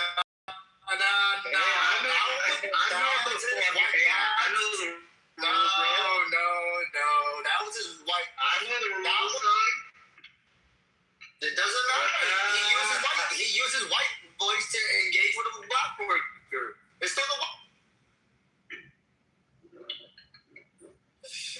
Yeah, what's wrong with that? That's professionalism. Did you hear what he said, bro?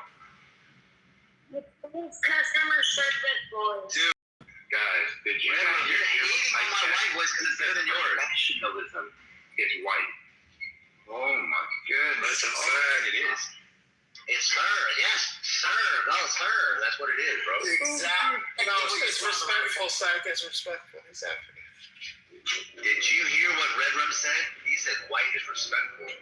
No, I said you saying sir is respectful. What was white about it to you, Red Rum? It wasn't. That's knowledge to that.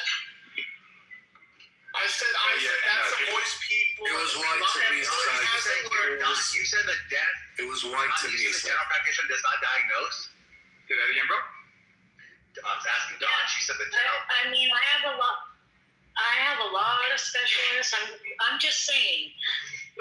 From my side, he always refers, and it's not that he can't diagnose. I'm just saying that he refers out. He says, "This is questionable. I'm going to refer you out. This is what's going on. We need further testing. It could be this."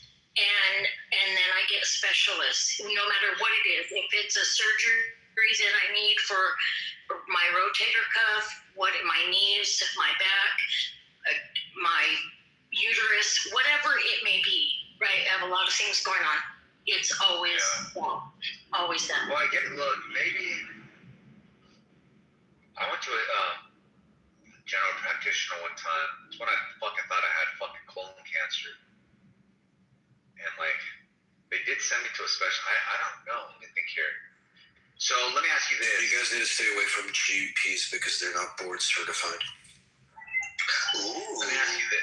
That's a win for me. Thank you. They're not even board certified. MDs and DOs are I don't know what that means. They don't have to go through board certification and they don't get checked on if they're doing like continued education. So you take the DP? No, you take the DO and the MD over at GP. Oh, that's great.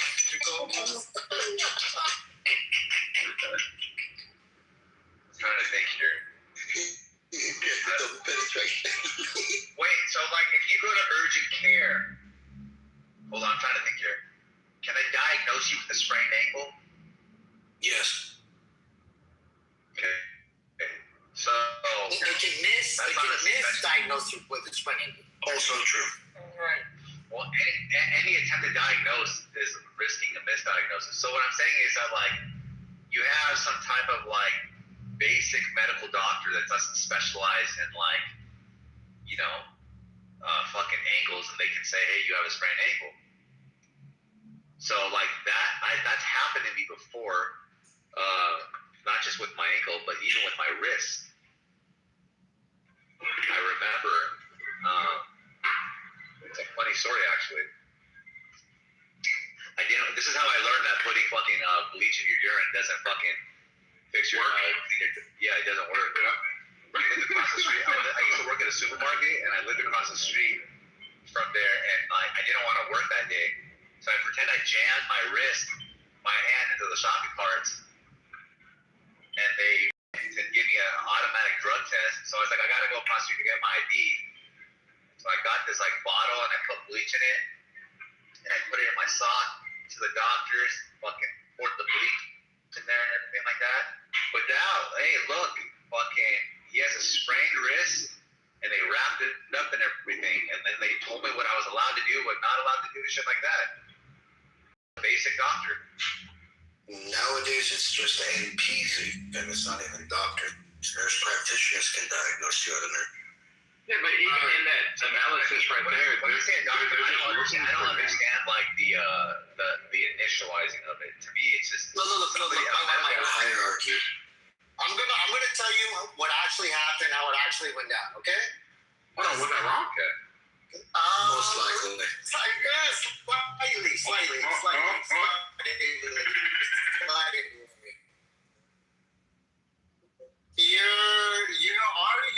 Your argument is correct, but the origin is incorrect. So how it all went down from the beginning, you've been hearing about this argument. Nathan's been hearing about this argument. Freaking been hearing about this argument. I've been this argument so many times. Freaking Alessandro. Appeal to authority fallacy. Look, I'm gonna make the most mundane, the most simplistic argument that I can make that I think everybody in this room could understand. I'm gonna strip it down to the basics. Okay. If I don't know numbers, knowledge, I don't know anything about numbers. I go to a mathematician, someone who is certified, okay? Someone who has all the degrees, a mathematician. He's a professor. He teaches math. If this mathematician told me 1 + 1 = 3 because of X, and then I said, oh, okay. I went to a mathematician. There go 1 + 1 = 3. Is that conclusion correct? No. Okay. So I asked the person who was making the argument, what is a fallacy? They said a fallacy is an error in reasoning. I said, I agree 1000%. So then I used the same source that he was using, ChatGPT. I said, ChatGPT, can you tell me what an error in reasoning is? They said, yeah, of course. It's the conclusion is flawed from the premise. So once again, premise 1, went to mathematician. Premise 2, mathematician said 1 + 1 = 3. Conclusion, 1 + 1 = 3. That's sound or valid? Mr. Mike? Valid. It's valid but not sound, correct? Yes. Okay, so lacking soundness means there's an error in reasoning. Do you agree? No, not necessarily. It just means that the... What does it mean? Yeah. It means that to have sound, it means the conclusion and the premises both need to be true. Not necessarily follow, yes. It means the conclusion has to necessarily follow. But valid But the premises also have to be true. No, but valid means the conclusion cannot be flawed. Valid means to me, valid means that the structure of the syllogism is correct. Yeah, the argument. Yes. Yeah. Okay. So if I said no, valid means reasonable, not structurally reasonable. Meaning once again, what? Yeah. So that's where the breakdown was. I said no. Valid doesn't mean reasonable. There's a structure to it. It doesn't. That's fine. I'll give you that. But the structure has to be valid. Meaning, again, if I said it's true because the mathematician said it, it's not a valid. It's a reasonable structure, but it's not a valid structure. That is why there's two different fallacies that exist. Fallacy 1 is called appeal to authority. Fallacy 2 is called appeal to false authority. And everybody in the world always intertwines these two because they're not the same. There is a difference. The reason why one is an appeal to false authority is because you're appealing to someone that's of the ultimate authority. Cancer, then go have a cancer. That's appeal to false authority. If my plumber says my sink has a clog because the entire block needs to be replumbed, and I said, "Oh, it's true because he said it." Yeah, he's a plumber. He's talking about plumbing, but it doesn't make it true because he said it. That's an appeal to authority, someone of authority. I said, there's a reason why these two different values exist, and everybody always fucks it up. They think that appeal to authority means appealing to someone. You're right. Who I see what you're saying. Now that I'm thinking about it, you know what else I'm thinking about too? It's like it's kind of like you can throw in a user quote on that. Is it true because they say so, or do they say so because it's true? Exactly. When you said that, I already knew where you were going. Yep. Yeah, so it's fallacious. It's an error in reasoning. As long as there's an error in reasoning, it's true because they said it. That's it. You're committing an error in reasoning. I just want to point out there's no way around it. I just want to point out that Steele put the pistol in Sykes' part and left.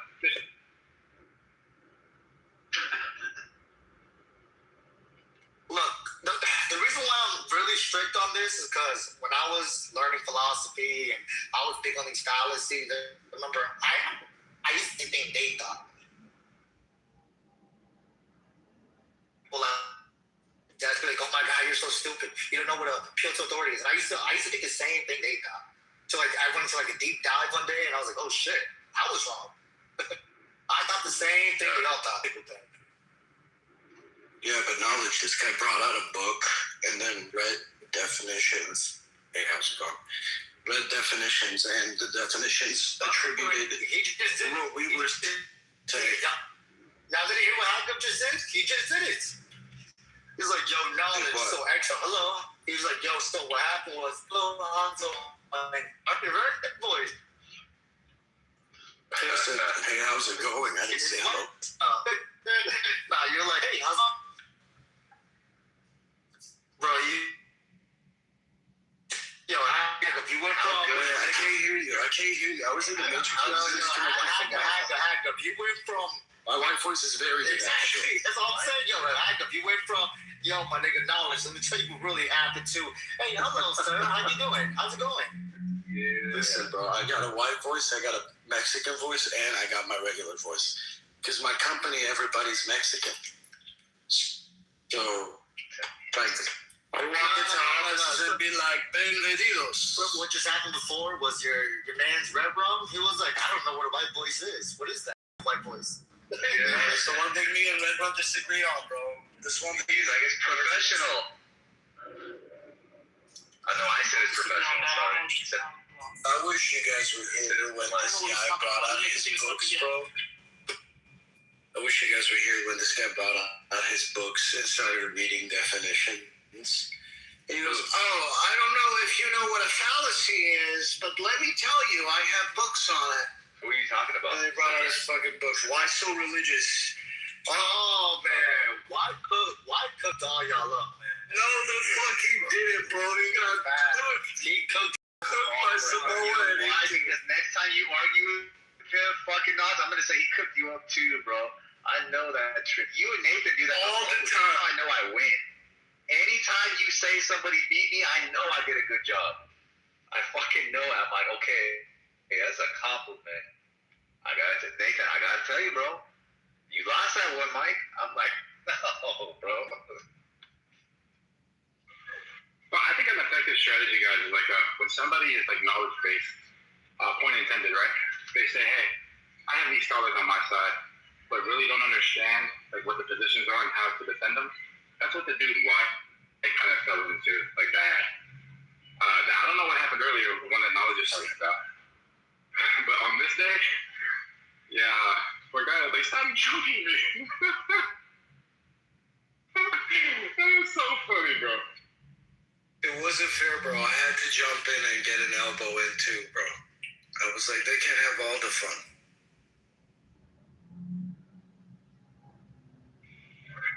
Yeah, but the bad part is like when Alessandro jumped in, he needed to help the guy.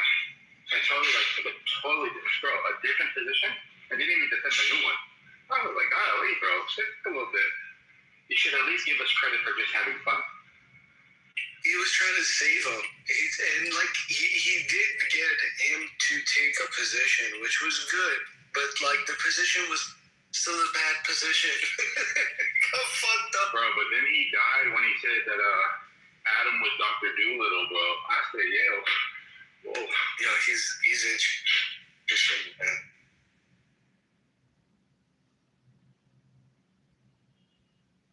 Yeah, we're wide ones. So look, I don't know if y'all were there in the morning. This happened early in the morning. Yo, CEO was going at his throat. Pause. But CEO was like, give me a scholar. Name a scholar. Tell me a scholar who agrees with your position. Bro, off the rip, off the top of the head, pause. Yo, he had 3 scholars. He was like, man, that scholar doesn't count because he's Mormon. Man, that scholar doesn't count because he's Muslim. Man, that scholar doesn't count. Bro, it was bad. He was asked to provide the scholars. He didn't say this is true because the scholar said X. CEO tried to G-check him and said, name a scholar that agrees with you. Bro, be off the top. Sorry, y'all lost. I wasn't there for that, but I can see how debating is gay. That's a fact. But I'm gonna be honest, bro. So like, I wasn't there for that, but I did hear knowledge say that white people a little homie up, right? So when I see you get on stage, I said, oh yeah, it's on now. So let's go ahead and walk him down the street over there. But that was so funny. And then he came, and then some guy set an elbow on him, and then he started screaming like, hey, somebody help. I said, oh, this is so funny, bro. All I did is point out the fallacy, and he lost his mind. And I did it with this PTR in the intent to troll him, to move on. They've been killing the night rooms, bro. They've been killing the night rooms.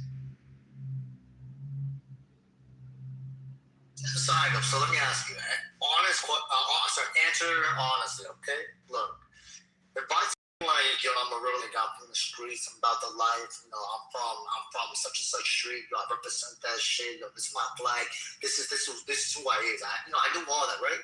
And I sent you a message, something like, yo, sometimes I blow low. Worry you about that? How'd you respond to that? Wait, sometimes you what? Look, what if hypothetically I said something like, sometimes I blow low? Oh, that's wild. That's wild. That's wild. It's a hypothetical. Just, that's it. That needs an investigation, bro. I would have to, check you and see how you're doing. That means he sucks the ball. What if the other person has been quoted as saying, I'm gay, the way you said?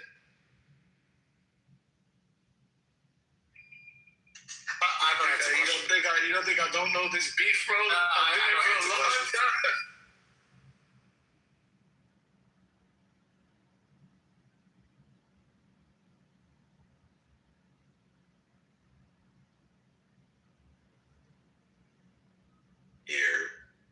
Yo, what do you think it means if I say I'm gay, Aga?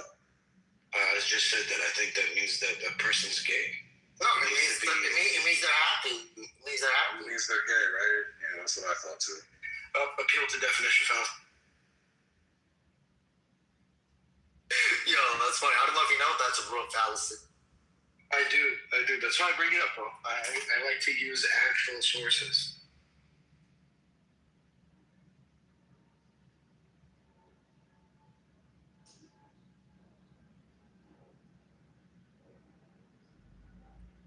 I just got out of my car and left my keys in my car.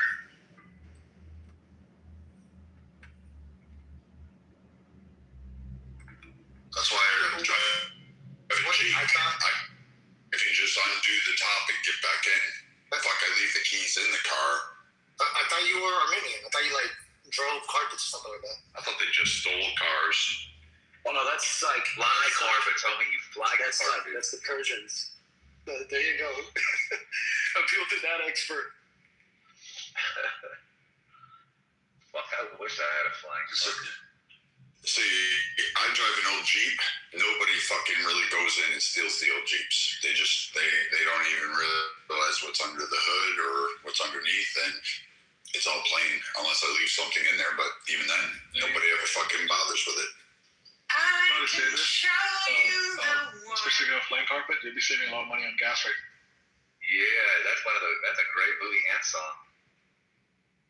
Take you under India. No. It's a made. I looked it up. I went to like a whole debate on this. It's a made up. Yeah. It's a made up. The original story is based on China. The original story is based on China. Are you serious? Kid you not, I went to Saudi Arabia was. I think China's trying to block you from talking, Chaos.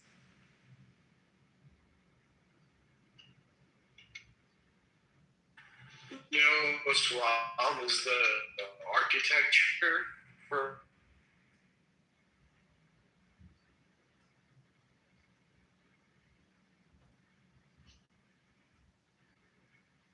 Oh shit! I forgot about that conversation. Yeah, we did. We had a whole conversation about that. Yeah, and it said that this developed in China. It was crazy, and I think they also looked it up. Apparently, the Arabian Nights was written by a traveler who listened to a story said by this one. It wasn't even sure if that dude went to Arabia, but it's just stories told by one guy, and it was just thinking that's what people in Arabia did.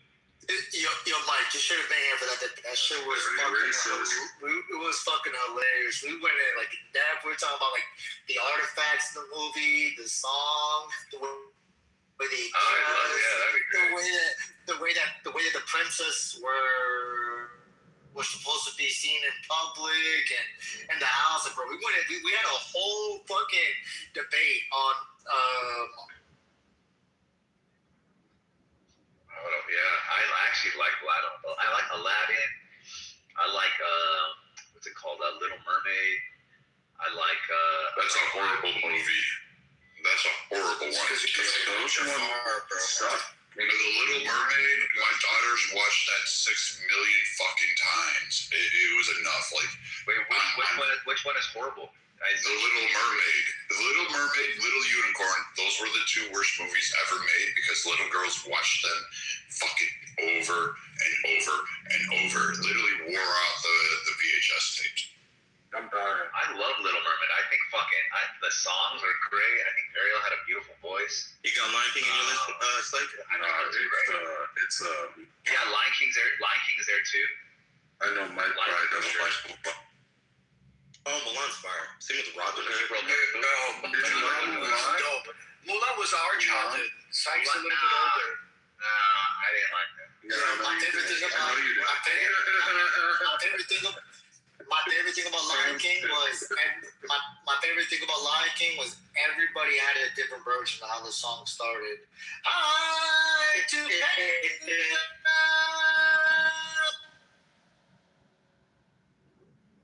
Yeah. No, that was crazy, bro. No, that's not what it means, though. It's not a troll. It's not really a troll. No, it's not really a troll. He's pretty accurate. He does speak that way. No, dude, he's pretty accurate. Okay, the writer of the actual song came out and blasted him and was like, "Yo, that's bullshit. Why are you saying this?" No, dude. Look. Here's the thing. That guy, the comedian Jeffrey or whatever, he responded. He's like, "Look, this guy's whatever," and then he's like 10 years before that, 2 white people said the same thing, in an interview, and there was no lawsuit. Then I went to ChatGPT and I looked up the lyrics. I said, what does this mean? And it's generally true. It's I would say it's 80% accurate. To say what the comedian said, look, there's a lion. I don't know about the oh my God part. Yeah. Oh my God, look, there's a lion. It's the reason why he got sued basically is because the original writer for that was saying that he was like mocking the artistry of that, right? He didn't give credit to the original guy, but like in terms of the translation, it was pretty accurate. Is that what it means? Yeah. That's. Oh, I just googled it. That's crazy. Hey, it's like, did you watch Robin Hood, bro? Robin Hood? Yeah. The original? Yeah. The classic? Yeah. Wait, you're talking about the cartoon? Yeah, You're talking about the cartoon or the Yeah, the cartoon. The Mulan was way better than the Mermaid, for the record. Way better. You guys seen Robin Hood Men in Tights? The Mel Brooks movie? That was good. That was a good. Bro, what do you mean, no, dude? Dave Chappelle's in it. It's a fucking classic. It's Mel Brooks, too, so it's like amazing comedy. Jewish comedy. Yeah, he's like the OG. He has the dabbling circumcision. There's so many jokes in that movie. It's pronounced. Yo, y'all You know what's the best part in that movie? Where he had the chastity belt and they had to like try to open the shit. That was true. Look at that shit's hilarious, bro. Have you guys seen History of the World Part 1? Of the what, you said? But I feel like a lot of those old school, like 80s-ish comedy movies are kind of corny. Like, I don't think 80s comedy has stood the test of time. It's not. You're already in mind. Yeah. I don't think you're already in mind. My favorite Mel Brooks was Spaceballs. Spaceballs. Blazing Saddles. Did you say Spaceballs? Yes. Yeah, it was all. Yes, it is. Is Spaceballs Mel Brooks too? I think so. Yeah. Like, I have to turn that I think off. History of the World Part 1 is the best. Wait, what y'all know about that movie Spirit with the horse? You know that movie? You guys are old as fuck. I'm not that old, bro. That is correct. I am old. Y'all know about Spirit? 33. Dude, we had all the best comedians. Carlin, Murphy. Like, what do you guys got nowadays, you little gents? What are you guys? Is Carlin from the 80s? Was his heyday? Yes, he was Thomas the Train. What was the? Yeah, he was Thomas the fucking Train. What was the 7 words you can't say on TV? When did that bit come out? Pretty sure that was like late 80s, 90s. I thought that was like 70s. But Carlin was like, because Carlin was Thomas the Train Engine. The cartoon. Yeah, he had a prolific career. So, Carlin. I think Carlin is top 5 that are alive. 100% on that Mount Rushmore of comedy. I mean, even going further back, you got Pryor. Shit. Yeah, but we have Louis C.K. and Bill Pryor laid the prototype for what we understand comedy to be now. Like, Pryor's like the first in a lot of ways. Like with the observational kind of style. Like that shit is probably like lending like yourself to like the comedy also, like your own story. That like Pryor started all that shit. So on this he was wild too. It says his early work was from 59 to 9. So Pryor? Yeah, but George Carlin, I know who says. he had a transformation in 70, 71. Yeah, but he says that most people think that his artistic peak was in the 80s and since. Oh, for sure. Yeah. I don't think George Carlin was funny at all. He was like a political person that points out things. Look, Eddie Murphy made me laugh. Eddie Murphy was for me. If you ever see Richard Pryor boxing, that shit was so fucking funny, right? But like Martin Lawrence, Dave Chappelle, these people are real comedians, not just people that like say true things. Martin Lawrence, right?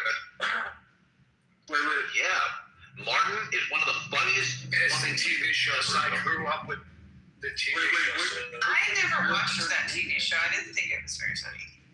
Wait, you never saw stand-up comedian?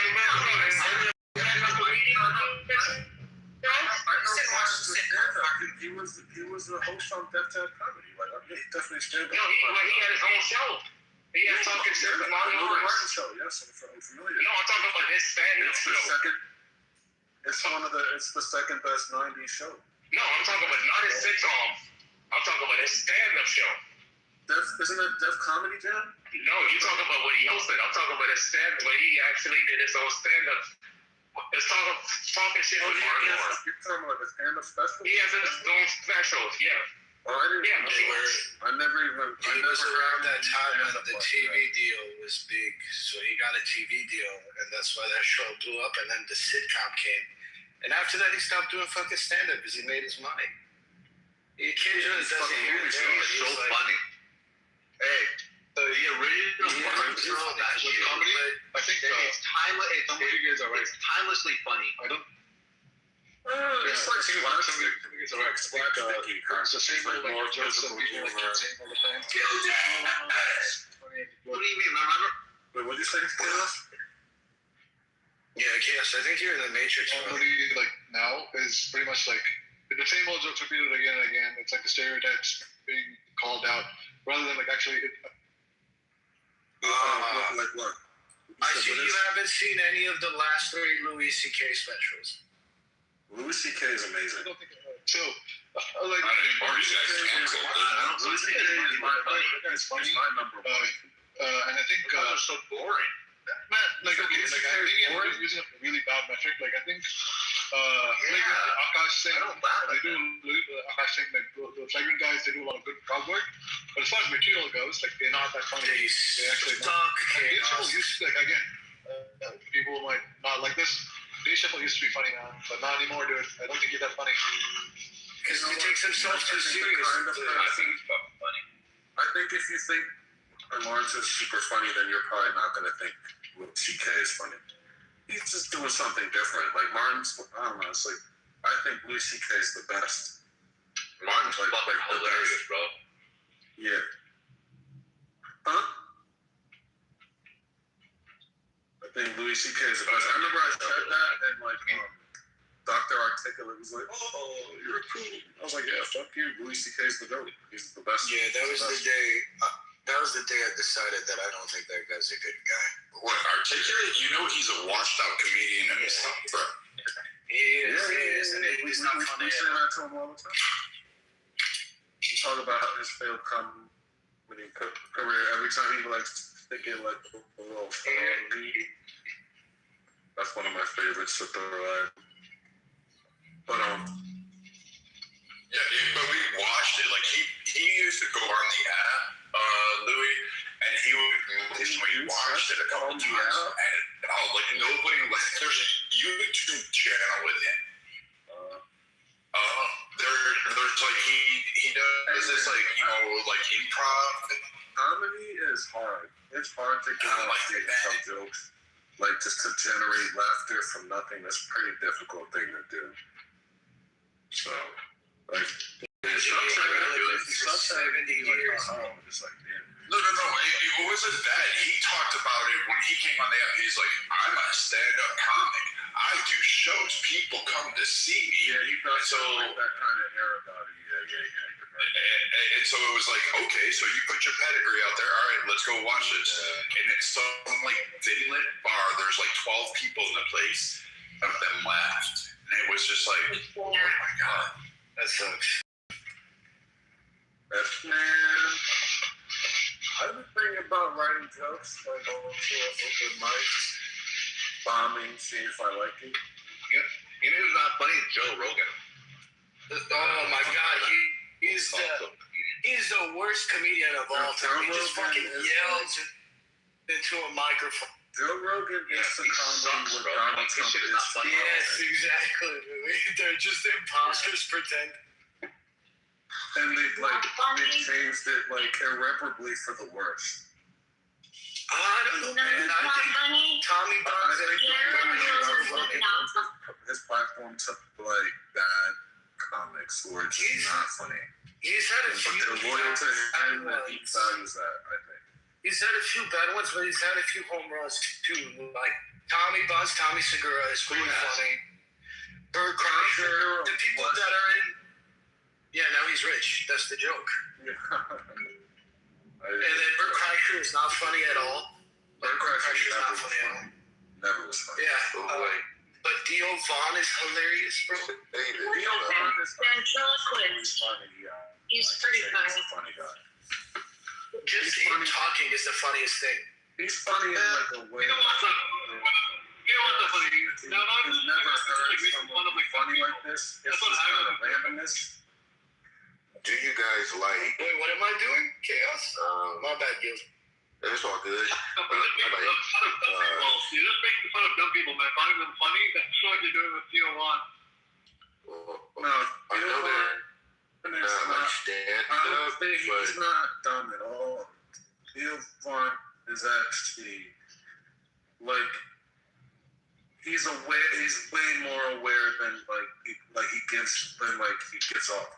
He's aware of like the shit he's doing, and I think he's actually a really bright person. Theo Vaughn's hilarious. Yeah, he has funny moments. It's funny. Like if you didn't see his face and his costume, then I don't think his delivery is. Nah. I could listen to that guy. He shit. Like it's just shit that you like. He says sentences you've never heard before. Like you've never heard the sentence before. Yeah, every time I want to say the N-word, I just write it down. Yeah, like what? Like he's not just write it down. Like what? I heard that. But what's the fucking thing? That was with Drewski. He was interviewing Drewski. Drewski asked him. I could fucking just skim through Theo Vaughn reels all day and just saying shit. Hey, I have an idea. You know how we have verses for music? Yeah. We should do that for comedy. We could like pick a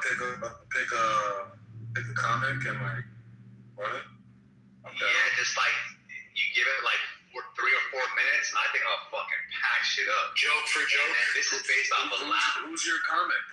Yeah, or just I'm not gonna tell you, but like I'll find some of my shit that I find to be funny, and I'm saying, be like, are you saying like comic versus comic, or just like any like?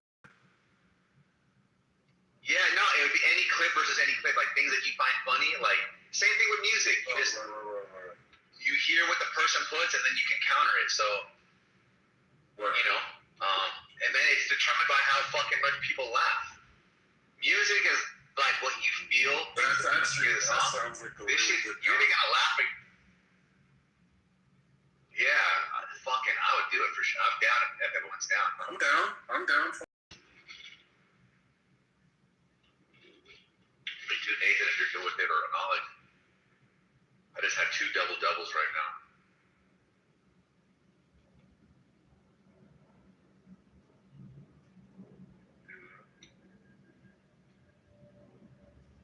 It's fucking delicious.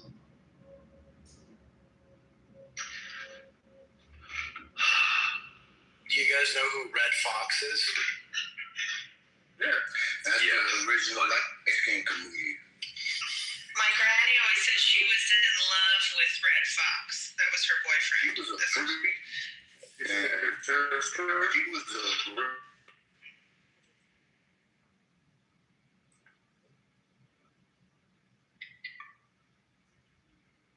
But it's Pryor before Pryor, bro. Yeah, it was also one of the Care for Red Fox's girlfriend. That's my granny. She loved Red Fox. He was different than Pryor because like Pryor was like more vulgar. Red Fox is like that's what was out of one specific scene. He goes, you know, Pryor was kind of Richard Pryor. You know, Pryor didn't Red Fox was Stanford and Son, right? Oh, my phone. Wait, what would you say, Nathan? Pryor what? He was no suspect. Oh, was he? Richard Pryor? Yes. He sucked Marlon Brando's dick. He used to talk about it all the time. All the time. You fuck with time just like that. Nonchalant. Yeah, Marlon Brando also gigantic flamer. Yeah. Dude, Red Fox was doing dirty comedy the 30s. Huh? I was saying Red Fox was doing dirty bits like that in the 19. Yeah. Red Fox was one of the. I would say he was one of the pioneers too, of like the kind of irreverent, like kind of Pryor-esque style.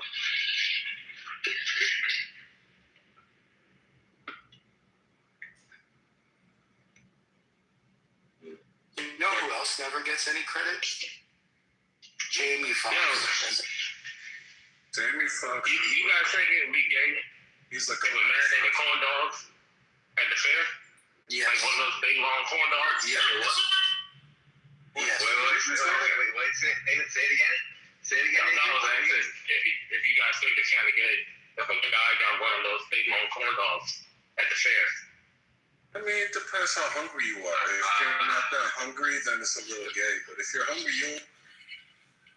Yeah, it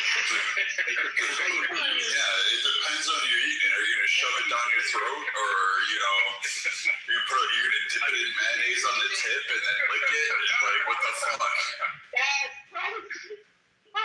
If you eat like corn on the cob, then no. Well, from the side. But like, yeah, you can't help it. Yeah. Remember when Kitover said that? You gotta suck my dick from the side? Yeah, eating hot dog style is insane behavior. Take a bite from us. If you take a bite and then you slowly move your lips back and there's still somewhat never. Yeah, that's no. Oh my goodness. Nathan, do you eat hot dogs? No. Not really, bro. No, but not really means you're on the spectrum. I don't eat those cylindrical forms of beef. Not even the chicken forms ones? of beef enter my mouth. Not even the chicken ones? Zero. Nothing. They got the chicken dog. I don't eat. So you don't see? No, bro. All that shit's processed by colon cancer. It's a process. You know what? I'm gonna tell you this. Hey, Jurgen, I'm gonna tell you this. As a man, if you eat the sausage, it's bad for your ass. You eat bananas? Gives you ass cancer. There you go. Banana? No. And if I do, I cut it in pieces. Did you ever see that guy in the video? This guy driving his Cybertruck on autopilot, eating a banana out of the peel with a spoon. I literally wanted to punch him in the face. That sounds funny. It was hilarious. He's all like this. There's still people in California. Fucking dumb douchebag. Oh, why is it cool? It's amazing. With a spoon. Who fucking does that? I'm sorry. The straightest way to eat it. That's crazy. Be a person. Is what I'm saying. In the blender, you liquefy it. Oh, no shake. You still have to let it slide down the back of your throat, Mike. All right, Louis, let me ask you a question. Right? To save the world, would you rather suck a dick one time or just like fast dab some nuts with your tongue? Listen, Louis freaks the man. Of course he's I'd let the world pack. No, you wouldn't. No, you have to pick one. I'd let the world. Then you get to do both. Like, automatic. No. He already gave me the. Exactly. This is the world. Nathan's right. And you do both. Either the world. No, look. And the world ending. Look. Yes, exactly. Nathan's right. If you serve, then you're gonna be forced to suck the dick until it comes, and then you get cum in your mouth. So that's the option of doing nothing. So you have to pick one. Yes. You can't get out of it, Louis. You can't use that Nigerian tongue to get out of it. Y'all try to. You heard him say, yo, so you know what he's doing. Y'all want me.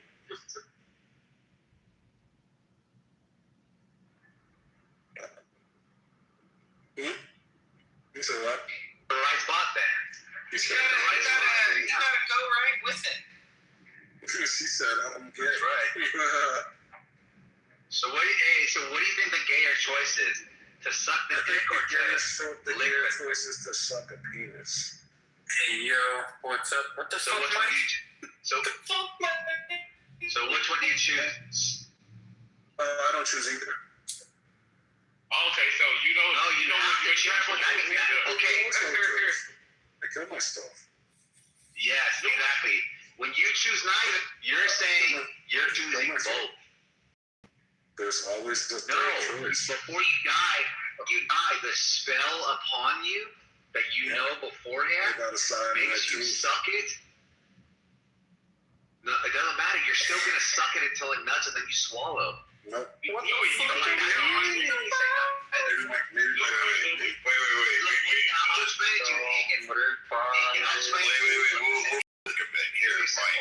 Mike. Would you take it?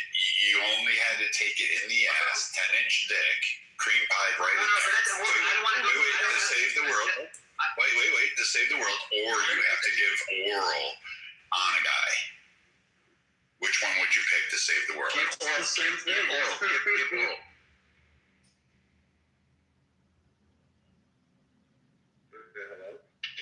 Give oral.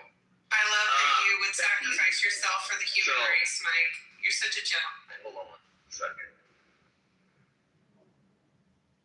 You, Mike, I You know what? I'll answer the question only if Tim answers first. I got a phone call. I'll be right back. Hey, yo, Mike, I just left the Hey, gym. are you there? Yeah, I just left the gym, Mike. Yeah. Yo, I shot up Mod C, NAD, and I shot some L-cartine intramuscularly, 500 milligrams of L-cartine intramuscularly. No fucking pre-workout. Yo, that shit hit, man. That shit hit. I did a biceps and triceps. Nice. I don't know anything about that, but sounds good. Yeah. So, Inkin, let me ask you a question. Inkin, let me ask you a question. Okay, look. Would you rather skip dick one time, like, like just one suck, or touch your tongue on a man's cum just for a fast, second? If you pick neither, that means then you are forced to suck a dick until it comes and you have to swallow the nut. You said touch a man. So you have 3 options. And if you choose to kill yourself, that means you will go to hell and you get to come back to life and do it again and do it again and do it again for eternity. Yes, repetitively. So, Inkin, which one would you choose? He doesn't come though, right? Like, he's just like... Say that again? Okay, so like the options are like suck a dick. You did. Like right now, pick your tongue out and you just like a woodpecker, just real fast. Just like. So like one popsicle suck, right? One popsicle suck, okay. And what's the other option? And as fast, and as fast and as non-committed as you want. So you don't have to suck it. You just go like your mouth. Yeah, it's gonna be that option, bro. It's gonna be that option because wherever the cum is, bro. I'm taking that option too. Yeah, but wherever the fucking cum is, like that's like Lou chose the betrayal of your soul, bro. With the cum. Bro, the betrayal. Yes, of you the did. soul. That's why I didn't participate. You choosing nothing means that you chose. Didn't participate. That means you chose both. That means you chose both. Because you know what not participating means. Yes, it does. It means that it means that I listened to your hypothetical, understood it, and chose not to partake. I just chose not to partake. That means you chose both. No, it doesn't. That means you chose both. No, it doesn't. Yes, it does. It does The not. magic spell. You added that after I chose. It seemed like there were specific criteria set before me, and decision not to partake. And I understand it's uncomfortable. No. I understand. Like I said, but it was your choice. I'll answer. You have to convince Nathan. Yeah. No. It's your choice. If on like dating you get phone calls, that means you would definitely suck it for all eternity while it comes. As long as you tune every Yeah, you're really right. They get phone calls. It means that's what you're doing while I'm. Yeah, if you keep on getting phone calls in the conversation, doing it.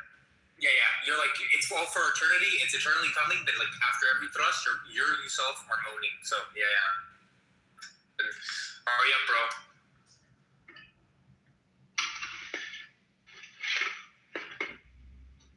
It's an easy one, bro. It's an easy one. I can't even fathom doing anything like that, bro. You did. If you chose nothing, you're getting both. No, you said so. Look, you choosing.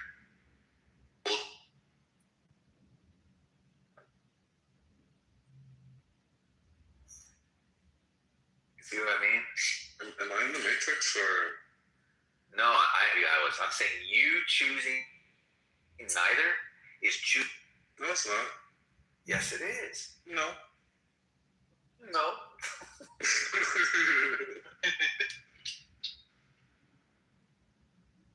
I didn't even hear the second option, honestly. I'm really, because I feel like you told Incan something different than you told me. No, I told you the correct word.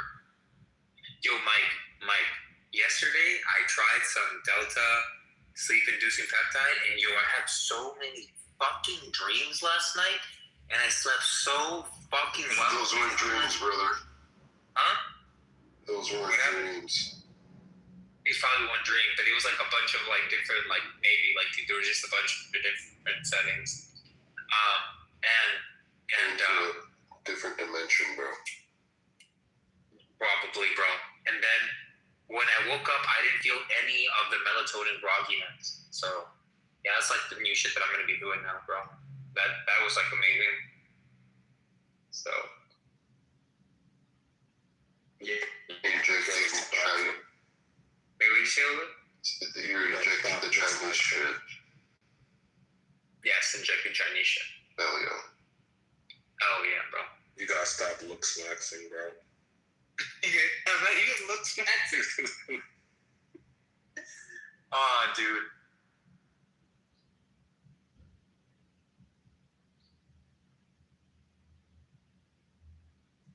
How did this conversation come about? We were talking.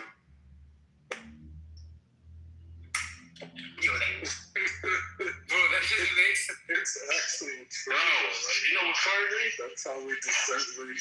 Bro, if you get some more phone calls, man, that means it's gonna be something new for eternity.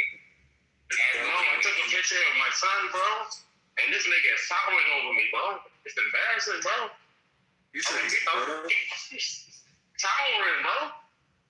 Oh yeah, man. That's good. Yeah, bro. That feels crazy. Can he beat you up? Of course not. Nah, that's what every day. And you wouldn't do it. And we wouldn't even joke like that. The respect is like, mutual. What? Yo, Nathan. You may respect your dad as you grow up. Like, you're always sizing him up, Nathan. Like, you always size up your dad, all right? You never. I mean, honestly, you don't try to push him hard. Like, you're like, no, but I never. What? Never. You never, bro. I don't know. Bro. Never. Bro. I was always. You ever play fight with your dad? Did you ever play fight with your dad? Like, did you try to play fight with from my father, but I was the thought came like, I wonder if he tussled that to get the better of me. Never. I don't know. That's something like, it's like that respect. Maybe it's an island thing, but no. I respect my stepdad. It's not like nothing would ever possess me to do something, like to fucking raise my hand at my father. Oh yeah, fuck. No. But absolutely. But to size him up to be like, I'm going to fight him? Or just think You guys are lying. I mouthed back to my mom once. My dad took me outside as a kid. That was the most brutal 5 minutes because he said if I was man enough to open my mouth back to my mother, and I was a young lad, he took me out there beat the shit out of me. That was the first and last time. He had no qualms about it. He was like, I love you, son, but that is my wife. You will not talk to her that way. And it was boom. He said, go on, hit. I swung, I hit air, and then I hit the ground. And that was it. Yeah, I'm not gonna lie. I have like a deep respect for my stepdad. Like, I would never, ever in a million years think of like raising my hand at my father, right? I mean, like, what do you think I mean by like sizing him up? Like, I just look at him like, yeah, I can take him. Like, yeah, like I could, like, look, if that's a guy that you respect and that's the standard of strength that you look up to him, right? You're going to compare yourself to him, right? Like that. But never a size up. I wanted to be. As you get older, though, right? You're going to be like, obviously, you would never like let on, right? Even when you get strong, you'd never let on to your dad that you're strong. But that doesn't make sense because I like bro. Okay. Oh wait. I always compared myself to my dad, trying to be as strong and as good as he was. Like I respected him so much. I wanted to be him. But I was always like, when he became weak, I would, like cancer eventually, and he started to get frail. I was still like, I didn't look at him as like, yeah, I could take you. I just was like, I don't think about that. Like, I'm saying that because yeah, it never occurred to me. No, that's not what size up is. As you're getting like stronger, right? So like, there's a period of time where like I was fucking. Look, I know that I'm still short, but like I was like fucking short, and then I hit like my one and only growth spurt, and then like I got like a lot stronger, right? Like I got a lot stronger, like noticeably, right? Like in a short period of time, and I felt like I was hitting the gym. I felt like pumped, right? And yeah, I was sizing up fucking everybody, bro. I was sizing up everybody. So you checked your. No, I didn't. Okay, when I say size up, I'm not like saying like I'm just fucking hate you, bro. You know when my dad, when my dad noticed, he said, I knew when you were getting really strong. We were playing catch in the yard one time, and he was like, give me the heater, the glove. And so I pitched it, and I threw it with everything I had, and I was like, just a teenager. And he didn't tell me this until later on, and he was like, yeah, I had to quit after that. And I was like, I think I remember that. And he goes, yeah, I had to go to the ER because you broke the bone in my hand when you threw. And he was like, at that point, I knew my son was going to be strong enough for the world. He goes, because, we didn't play catch that way anymore. Like, he didn't go down on his knees and say, here, give me the heater. It was just a nice, simple toss after that. Right. Yeah. Good day, I'm on break, so I decided to pop in and say hi. Hey, Ashley. Check out the peptides I got. Lincoln? What'd you get? Yeah, everything. Oh my goodness, you do have a collection. You got a good collection. Yeah. I found out that I have to do Cash App weird, so I have to reorder once I find my card.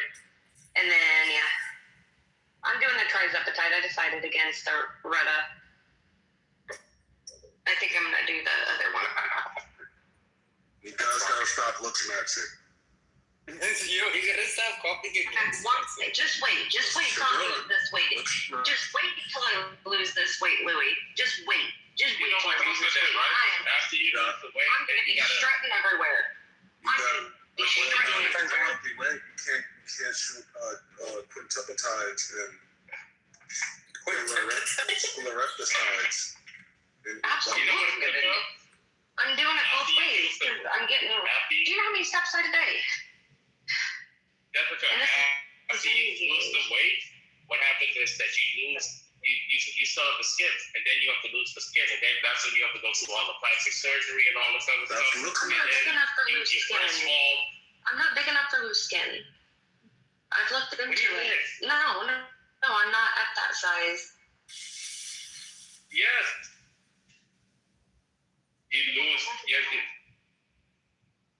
Listen, you lose the weight, then you're going to lose the skin. Then you're going to get a extra skin, and then afterwards, your breast is going to deflate, and then you're going to have to get your breast done and all that. You're going to have to redo everything.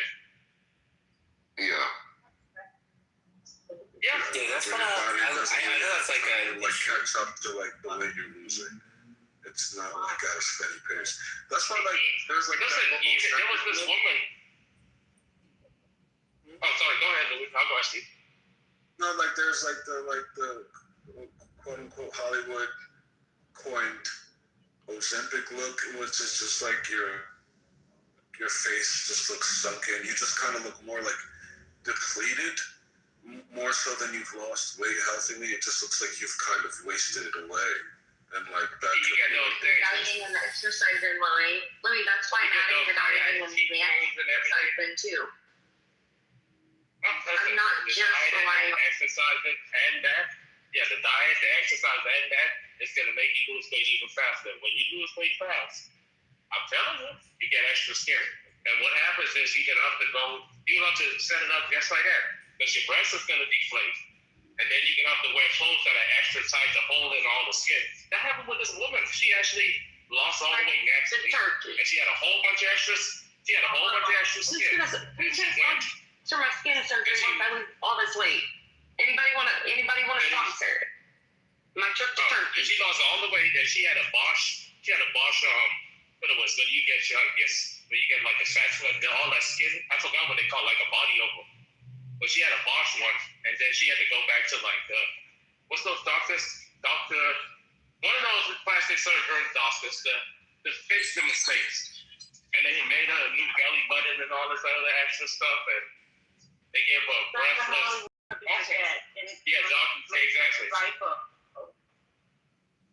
Lipo stuff. Yeah, man, the woman lost the weight naturally, and she had the extra skin. And then she went and she got like, an extra fix. And then they botched that, and she had to get it fixed. And they fixed it for her. But that's what usually happens. Regardless of it, depending on how big you are, you're going to get extra skin. But good luck.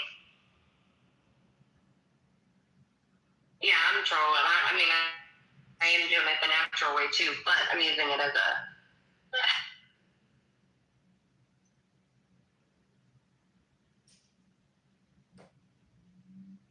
I remember when I was in the military. Oh my goodness, I lost all that weight, and after I lost all that weight, my tummy, I saw it, man. I had that little extra. My tummy, but it was, I wasn't big. But I saw that too, bro. Yeah, but it looked, because it was just like a napkin, it went right back, man.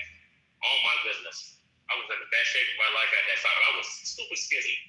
Normally, I'm at like 180. When I was in the Army, I was 165. 165, bro. I was like skin and bone, big ass head.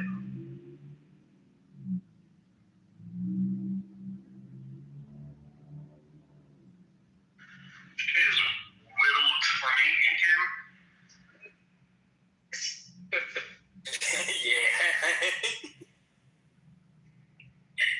Hey, yo, Tim, are you gonna like start blasting fucking Chinese like non-regulated molecules in your body? Going good. I didn't see you when I came in. my biggest issue has always been smoking, but I didn't smoke a cigarette till I was like 22, which is like, I'm in relatively good health. Oh yeah, dude tries zippetide for no reason, bro. It'll make you stop smoking. I don't know how the fuck I got, dude. Like, I don't know, like how he's. That's just dedication. Like I thought, like I was just doing it for like the hook of the nicotine. I got to get for the love of the game. We were talking about it guys earlier. I don't know how you fucking do those cancer coffin sticks where you're gonna fucking do that shit and then like go out and exercise. Man, yeah, dude, fucking. Oh yeah, we were talking about that. I'm literally having a cigarette outside of the gym right now. My favorite is the guy that smokes like 10, like what is in a pack? 10 cigarettes a day? 20. Jesus Christ, holy shit. So like, when you guys do that shit and you're like, I'm gonna do these things and I'm like, get winded and third. You know what's crazy though, Brad? is that we don't get winded, some of us. I'm about to go do a fuck ton of cardio and I'm gonna be just fine. Oh yeah. Do you have AirPods high up? That's good. Oh you can measure your heart rate with them. Can I really? Yeah, you have the Pro 3s? I don't know what these are. Go to your fitness My app. AirPods always die really quickly, like they get fucked up because I take them into the sauna. They overheat and stop working. Okay. Open up your fitness app and yeah, you can use it to like monitor your heart rate. That's how I was putting like my heart rate data with my AirPod Pros. Dude, it feels like with my AirPods, I get about an hour. I'll put it in and I get about an hour total. So like sometimes on the trail, if I'm trying to go hike up and I know it's like the entrance point, and it's a few miles, I'll be like, you know what? I'll just put these in and listen to some music or listen to a room on here, and it's like they just die, and I'm like, well, that was fun while it lasted. I know I did. The AirPods 3s are last about 4 hours. The Bose ones? Yeah, they last a long time, man. The new AirPod Pro 3s, I like them. They last like 8 hours. Like that's what I use all day. Like look, I have two earphones that I use. It's the J-Labs, but like they're called like J-Lab Pro Lab Studios. They're actually really good. They have like more battery life and noise canceling. They're earbuds? Yes. They're earbuds and they're from J-Lab. Usually J-Lab has like shitty stuff, but they're like top of the line earbuds. They're called like J-Lab like Pro Buds or something like that. It's really decent. Good man. And they'll last like a long time. I just switch. So and then how comfortable they are? They're pretty comfortable. They actually have like a memory foam tip. Like the best headphones I had was like super comfortable. Like these, like the Bose one is comfortable. Sometimes I even forget like they in my ear sometimes. That's how comfortable they are. But the best ones were the they were called, I forgot the name, but I gotta look it up. But anyways, they were so good. They had like a memory foam, not the tip, but the foam around the whole earpiece, and it would just fit into your head nice and snugly. And they had a mute button. That way, if I just wanted to mute the headset, I could mute the headset and not, go to my phone. I could mute it, and it was an actual button.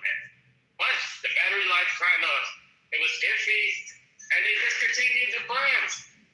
That was so they discontinued Samsung ones are really good, Nathan. I just got them. The new Samsung ones are amazing. Which one, the 3? I have the Pro 4s. I have the Pro 4. Okay. I tried the 3. I didn't like it. But you gotta get your the piece at the end, the tip. You gotta get the tip right for your ear. You gotta get your all this talking about right. And then they're super comfortable. Yeah, get the tip right and put it in. Yeah, pause. But yeah, they're really good. And the microphones, like I don't know how it sounds on your guys' end, but everybody I've called has said that they sound really good. I'm gonna get me. And the battery life's really good. Yeah, I really like them. That was my Mother's Day present. What did he call?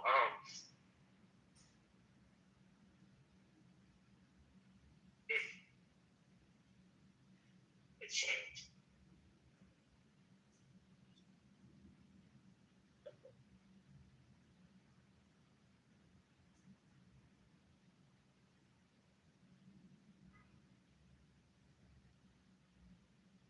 And the only thing about these headsets, what I dislike, is they talk to you, man.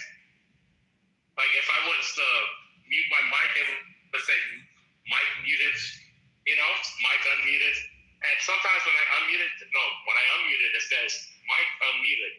And I miss, if it's someone talking, I miss a lot of times when people say initially, bro. It says that formlessness, man.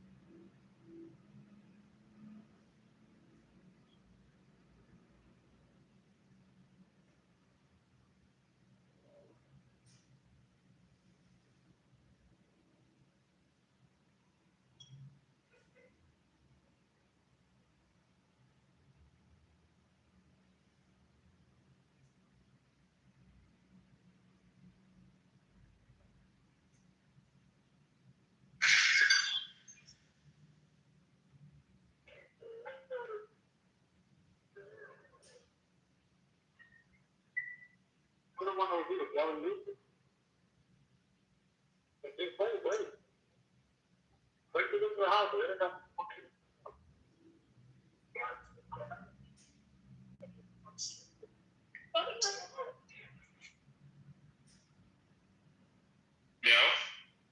Anyone's here? Yo. Was it quiet that long? Yeah, bro. I thought I didn't have reception for a Me second. too, Because I was down to a bad area. I was like, whoa. Ashley killed the room. Definitely. Hey, you was on Nathan? I left. Sugar Belly. And I came back. How are you?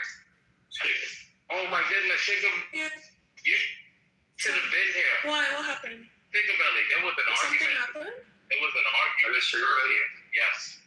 There was an argument earlier, and some people were making this claim that during the Civil War in Nigeria, that the Igbo was the ones that started the whole Civil War in Nigeria. Is that true?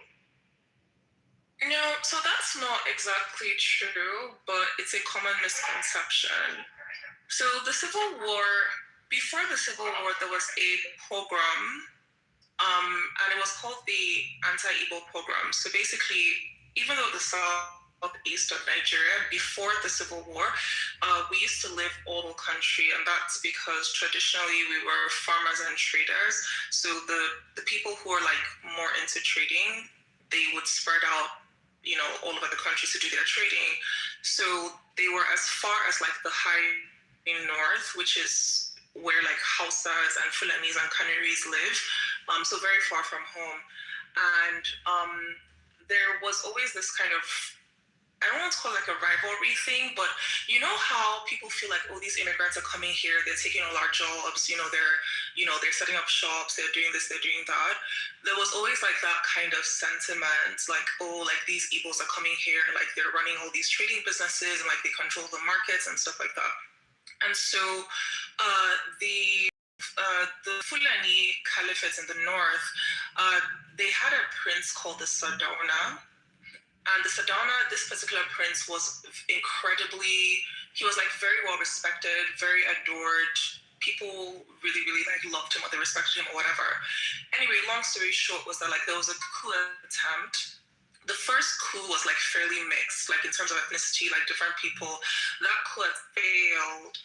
And then there was another coup attempt where it was a mixed group of people, but more than I think 40% of the people in the second coup were Igbo people. Like they were Igbo, like military officers. There were also Yorubas there. There were also like other ethnic groups, but like about 40% of the people were Igbo officers. And the reason why this matters is because they killed the Sardauna. They also killed a bunch of other people, but they killed the Sardauna. So killing the Sardauna, and on top of like the fact that it was a coup, the way the North framed it was, well, this is an Igbo coup, right? Like the Igbo trying to take over. They already kind of took over like the commercial sector, and now they're trying to like take over politically, and now they killed our Sardauna, and they're taking over. So the response to that was something called the anti-Igbo pogroms, in which basically effectively Hausa people woke up and slaughtered their Igbo neighbors. Like, you literally had neighbors who had been living well like for years, people that were friends. They would see like their family friends who were Hausa leading a mob to their house to point them out, for them to come in, drag them out, and like kill off. So the pogroms led to this mass exodus north. So you had Igbo people basically abandoning everything, their properties, their businesses, and running out of northern Nigeria and like jumping on any train, any bus, anything they could get to go back to the east. At the airports, the Hausa soldiers came into the airports. They separated people who were about to get onto planes and stuff, and they pulled out people who were Igbo and they slaughtered them at the airports. Like they just like opened fire and killed people at the airports, killed people at the buses, at the bus stations, killed people on trains, and so on and so forth. Long story short was that when the bulk of Igbo people finally got back to the southeast, then Ojukwu decided that, they were going to secede. So they declared that they were going to secede from Nigeria, declare a new country called Biafra that was a predominantly Igbo country, and then boom, the war was off to the races. So it's not really like the war wasn't started by Igbo people. The war was started by a pogrom against Igbo people because of a perceived idea that the coup, the second coup that happened, was like an Igbo coup. It wasn't an Igbo coup, but they felt it was an Igbo coup. That wasn't what happened. There was this guy, Maximus. He came in, and he was trying to, Ifani? There's like multiple Ifanis, but I think I know the one you're talking about. Is he like fair skin? Yeah. Light skin Ifani came in, and he was like, hey, Ifani is the type of person that would say 1 + 1 = 3. You would ask him a simple question, he would try to deny reality. Ask him, who started the Civil War in Nigeria? Yeah, but the correct answer wouldn't be Igbo, so that's not correct. But he pulled up a ChatGPT response that said that in 1966, that it was people of Igbo descent that killed the prime minister. Which is the thing I said about the Sardona, right? So what I said is that there was a coup, right? Over 40% of the participants were Igbo, and that particular coup killed the Sardona, right? And so because of that faction or whatever. But the point is that like Northerners, and the group name for Northerners is like Arewa. Like Arewa people in Nigeria will always say that it was an Igbo coup, and the reason why they say that is because their emotions are tied up in this idea of like they killed the Sardona, right? And so they kind of just ignore all the other stuff that happened before that happened. They ignore the fact that like there were people who are not Igbo as well who were in that coup. They're just kind of laser focused on, there was a coup, and I saw that like a lot of the officers that killed the Sardona were Igbo people, and like that's kind of the starting point for them mentally. But you have to look at the whole history of what happened, and like it wasn't like Igbos did not start the war. Okay. Thank you, Chicken. You should have been here earlier, man. I thought they tried to pay you. I was probably offline entirely.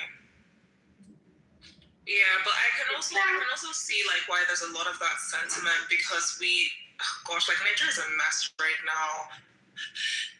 Honestly, I feel like Nigeria is like going to hell in a handbasket. I don't see that country recovering anytime soon.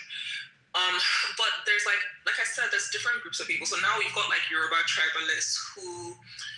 So it's funny, right? So right now the current president is a Yoruba man, and for him to get into power, like the election that he came into power in 2023, like they badly rigged the election. But something that was really interesting, and there's a lot of similarities to like Trump and like the whole MAGA movement, is that he came in on this weird wave of instigating millions of people into extremist beliefs, right? So we now have a very bad tribalism problem coming from like Yoruba people in Nigeria, and it's not all Yoruba people. So it doesn't mean that automatically if you have a Yoruba person, that person must be a tribalist. That's not what it is.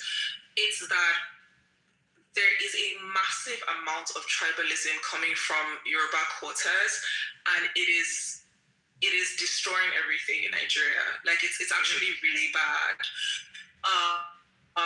And the other thing about it is that a lot of the Yoruba tribalism seems to be focused on Igbo people, which is weird because Yorubas and Igbos are always cool. Like we never had any issues, right? So it's been really shocking for me to like hear even people that I feel should know better saying stuff like, Igbos are not really from Nigeria. Igbos just want to secede. Igbos just want to like tear Nigeria apart. Igbos started the war, and calling Igbo people derogatory names that like Hausas usually call us. And the reason why this is crazy to do is that it's not as though, okay, fine, by antagonizing Igbo people, it's going to help them. Because Yoruba people are also being targeted by Fulani people who are basically trying to kill all of us in Nigeria. Like, the Fulanis don't care. They don't care if you're Yoruba, they don't care if you're Igbo, whatever. They're trying to kill everybody. So I'm like, what's the point of you being a tribalist when they're going to kill you too? It's weird. So, yeah, the whole thing is a mess. That's crazy. Yeah, it's honestly batshit insane. And the fact that like you have Nigerians on Clubhouse trying to do tribalism against other Nigerians on Clubhouse, and I'm like, wake up and smell the coffee. We're all going to die. like we've literally we have had an attack. We've had a terrorist attack every single day for the last month. We have had kidnappings every 3 days or so for the last 6 months. They slaughtered 30 people in Jos on Sunday. Just yesterday, they slaughtered over 50 people in Nasarawa. Nasarawa is next door to Abuja, where I live. It's terrifying, and like these people still have the time to be doing tribalism. They need to wake the fuck up. Well, he said the only, just give me a history of what happened. He said the only why he pointed that out because and he said the Igbo people, they say that, hey, we're all one people, but then again, they would talk about, I gave me Fulani, people say that, they would talk about me because I'm from Fulani, they were trying to describe me as an uneducated person, when we all supposed to be Nigerian. But that's not wrong though. So another thing about tribalistic people that really annoys me is that they, for some reason, love to ignore reality. Do you get? Or they react to the basic facts of the situation as though like you're attacking them. So let's look at like the actual reality of the situation. Nigeria is an African country, so like every other African country, like you generally have lower literacy rates than the developed world, right? That's not weird. That's very standard. But inside Nigeria, as you go from tribe to tribe ethnicity, you have a drastic difference in the level of literacy. So Igbos have the highest rates of literacy in the whole of Nigeria. And I'm not saying this because I'm Igbo, I'm saying it because these are basic facts that you can look up. Like, you can just basically look at the data from Nigeria, like it's not a biased state, right? Okay. Igbos have the highest education rates, the highest literacy rates in Nigeria. I think the second highest group is like maybe Yorubas or something, right? Then as you go down to the bottom reaches, you have Hausas. Hausas have a very high rate of illiteracy, right? Hausas, I think, have the highest rates of children who basically have not completed primary school education, or people that don't even have up to like secondary school education. Like, it's actually really bad. And then Fulanis have it even worse. And the reason why Fulanis have it worse is because unlike all the other groups of people, Fulanis are nomadic. Not all Fulanis are nomadic, but Fulanis are basically the largest nomadic group of people, I think either in Africa or in the world or something like that, right? So they've got millions of people. Like, it's not a small number of people. It is like millions and millions of people who they spend their entire lives walking with their cows from the western tip of Africa to the eastern tip of Africa, and then they turn around with the cows and they walk back, right?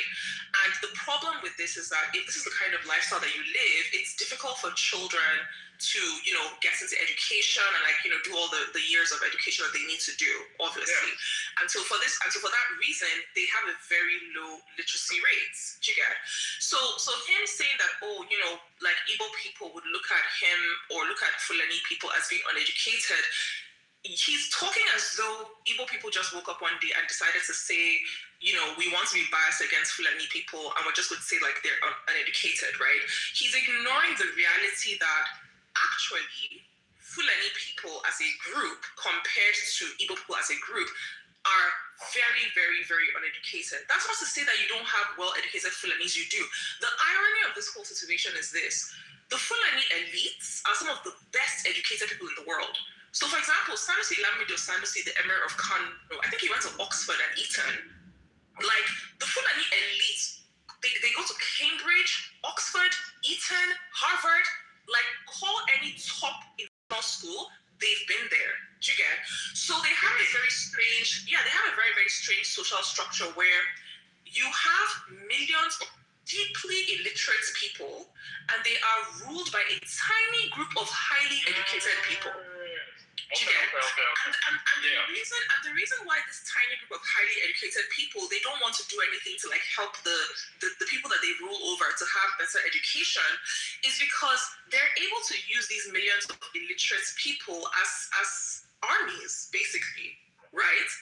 They can just get like a whole bunch, like a whole fighting force, exactly, send them to kill people, and it doesn't matter if they die, like they treat them like cockroaches. So him saying that is him jumping over the reality to now say, oh, I think you're looking down on me because I'm Fulani. I'm like, no, that's not what is happening. The actual reality of the situation is that there's an education crisis and a literacy crisis amongst Fulani people. That is the fact. But in some ways, he was trying to project. Sorry, can you repeat that? I say in some ways he was projecting. Views on himself on that. Look, like, so I personally feel like tribalism is as brain damage as racism. Like, I sincerely look down on tribalistic people the same way I sincerely look down on racist people. Do you get it? It's such a waste of time because the truth is that all of these issues that people have problems with, these things have practical solutions. But they don't want to do the practical solution. Instead, they want to start shouting, oh, this person hates me because I'm this ethnic group, blah, blah, blah. I'm like, no, like, that's not the issue. I got you. That is interesting. Think about it. You said the word in the room earlier, man. It was crazy. Even, I'm kind of glad that I missed it because I feel like I would have lost my mind. Like, I feel like I would have lost my temper. Because it's like, I go to the Nigerian rooms and I have to deal with this bullshit, you know? So it's like, I'm just exhausted. Right now, every single room that has like more than 5 Nigerians in it just devolves into people pointing fingers. Oh, your ethnic group did this, your tribe did that, this tribe did that. You guys think you're so this, you're so that. I'm tired of these people. Happy Saturday. Nathan, are we on Sensitive Saturday or Soulful Saturday? Sinful Saturday? Your sugar Billy. Honestly, do I have any block? Do you have any block? Yes, I can actually find a room for a second. I think there's a block. Oh, okay, cool. Got you. I was just trying to figure out, like, why the fuck am I fighting? No, I don't care. Like, I'm not sensitive about people blocking me. Like, never messaged or whatever. I was like, yo, why can't I find a room? Well, why think about it? Nathan is good people. No, I'm not. Like, she just I think he said something very. I think he said something very. No. He said something. I'm not trying to find. Don't fuck my cosmic balance up. Nathan, obviously, I'm doing the correct there. I'm not trying to do cosmic balance. I'm just being truthful and matter of fact, right? Like, I think you said something very stupid to me like a year ago or something. I think I blocked you then. Yeah, that's cool. Like, I don't even know what I told you. I mean, look, it's fine. You asked me, I answered you honestly. Yeah, like, it's not a big deal, right? Yeah, I was just like, yo, like, I thought one was like shadow bad for a second. I think of people who will block you and you ask them if they have you blocked and they'll lie about it, right? And then you keep on wondering, oh my God, I'm not sure. So, yeah, you asked me, I told you, it's cool. Yeah, it's so bad, Reasons to block people. Some are good, some are bad. The only rule we have in White Ghost Chosen, right, is the mods are not allowed to block regulars, right? Yeah, because like if I'm it's not that big of a deal, Nathan. Come on, Nathan, let go. I was just your room with shadow band, and I was just trying to figure it out. Like, I'm just asking. Yeah, no, I mean, no, Nathan, I block people because a lot of people for some reason think that it's okay to be abusive towards me, and I'm sorry, but like I'm not going for that, right? So, but then you know, if you do it anyhow, you see anyhow, huh? That just comes with that just comes with the territory. People don't like other people who they feel that threatens their intelligence. That's how I look at it on that. Listen, I don't even know, or do I care about why people do it? I just know that like I generally try my best to like be good faith with people, and I try my best to not like be abusive to people, right? So it's like if you come at me crazy, then yes, the gloves are off, but I won't just like randomly see somebody and just start attacking the person or whatever. And a lot of people actually do that to me randomly. And I'm like, okay, you know what? Sorry, but I don't owe people who feel like it's okay to use me as a punching bag. I don't owe them anything. I hear what you're saying, but I want to go after, like. I think what Nathan's saying is like, it's to be expected. I've heard you now for a little bit on this app, and like as far as all my experience, I think you're one of the most powerful and most intelligent people. Exactly. Especially in the things that you know, and it threatens and I know you're not interested in this, but I'm just from a spectator outside. I've seen it before. I've seen like you threaten people's fucking identity, right, by your factual and your ability to argue and their inability to argue back. So I think even the way you talk, it's just your presence. It's very impressive to me. I think that like when I first heard you, I was annoyed by you, right? And so, and maybe that's my own like projection or insecurity. Who knows? I think because you said something, and then I looked it up. I was like, oh shit, this is closer to what it was. And then I started listening to you more, and then obviously things that I align with that you say, and you say it better than I could ever say it, and then you know more than I know. I'm just like, fuck, you know what? Take the lead. Let me just fucking sit in this car and actually learn, and then fucking, I don't know, I enjoy it. And I can see why people fucking would be shitty. So I think when Nathan said it comes with the territory, it's like, I hear what he's saying, but I also hear you too. You're like, nah, fuck it. Fuck the territory. I don't want it. They're out. I don't think Aiken qualifies for that in my experience, but I won't deny yours either. Maybe I would. Doesn't think you qualify for a block. I believe I said I was going to go after Psych. Oh, yeah, going after Monica. For the people that have people that block them, 3 ways to get in the room is to check the Discord link. I usually try and put the link in the Discord. Also check your buddy bar, or you can type in chillism in the search and it'll come up. But it is inconvenient when regulars are pussy ass bitches and temperamental and block you because of their egos. Go ahead.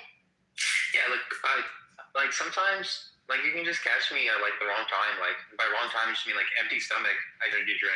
He said something that like I thought was dumb. He was like, maybe I didn't even hear it. No. He said it's like a year ago.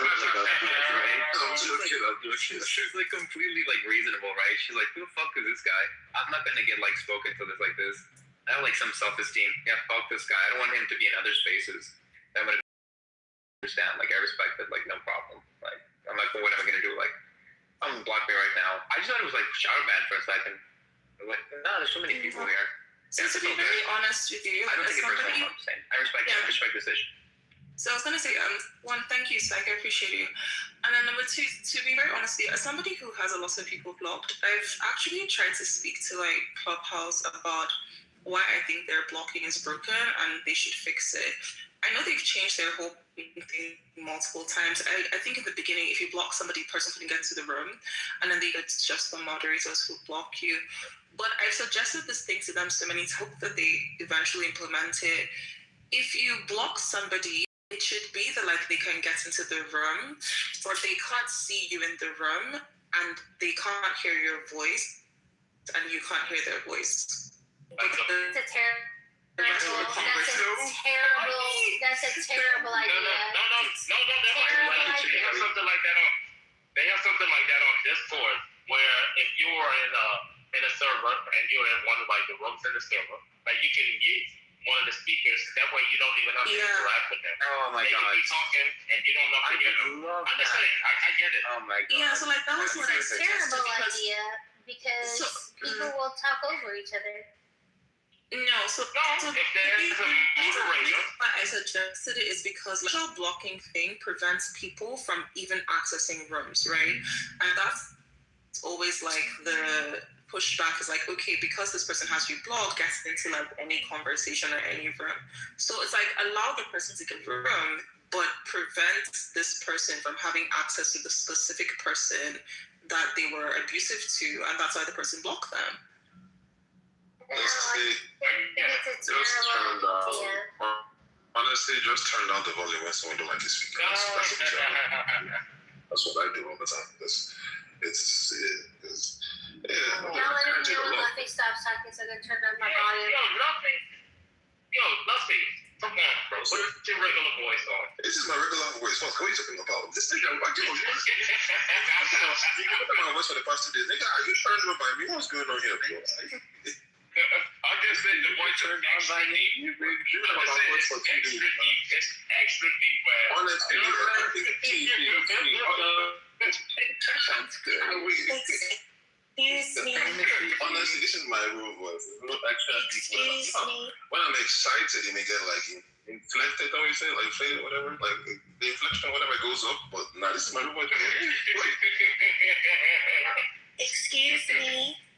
Excuse me. That's okay. I'm sorry, Nathan. I'll yield to you. No, I wasn't saying anything. Yes, I wanted to say Sugar. Hey, Sugar. I always love to hear you, baby. That's all I'm saying. I love how you get home. Busy. What'd you say, babe?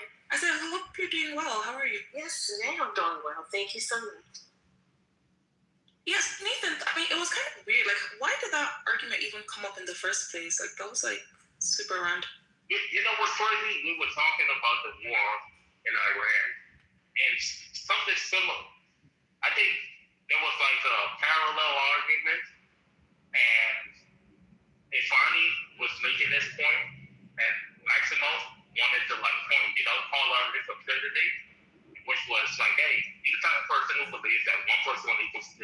Let me demonstrate it. And then he asked that question about he started the war. No, Nathan, you mentioned the significant part. It was basically. Thank you, Luffy. Luffy was here. I was just playing. The whole tribalism thing is stupid to me. I think it's like we should just move forward as Nigerians and I try to bring that bridge together. Basically, I think we're talking about Iran and like the whole war and everything, and it was all like a Islamic kind of theme issue, if you will. If I brought up the fact that Boko Haram are killing Christians, like they kill a lot of Christians, like they're killing this and that and that. The Maximus came in and said, bro, why are you really focusing only on Christians? They're also killing Muslims as well. If they're also killing more Muslims than Christians. So if you're gonna like speak on something, you have to just try like don't put it into a narrow scope, try and extend it to the fact that they're also killing other Nigerians, not only Christians. So if I was like, well, no, but they're killing Christians a lot. Like this is actually behavioral terrorist requirements, a terrorist organization that kills Christians. And Max was pushing back like, yeah, but they also kill Muslims. So there's a back and forth as to like, no, it's Christians, no, it's Muslims, no, it's all of us. So I came in the middle of pause and I was like, bro, everybody, Nigerian causes, it's not really a big issue, like why we all fighting amongst ourselves. So Maximus now brought up like, who started the Biafra, right?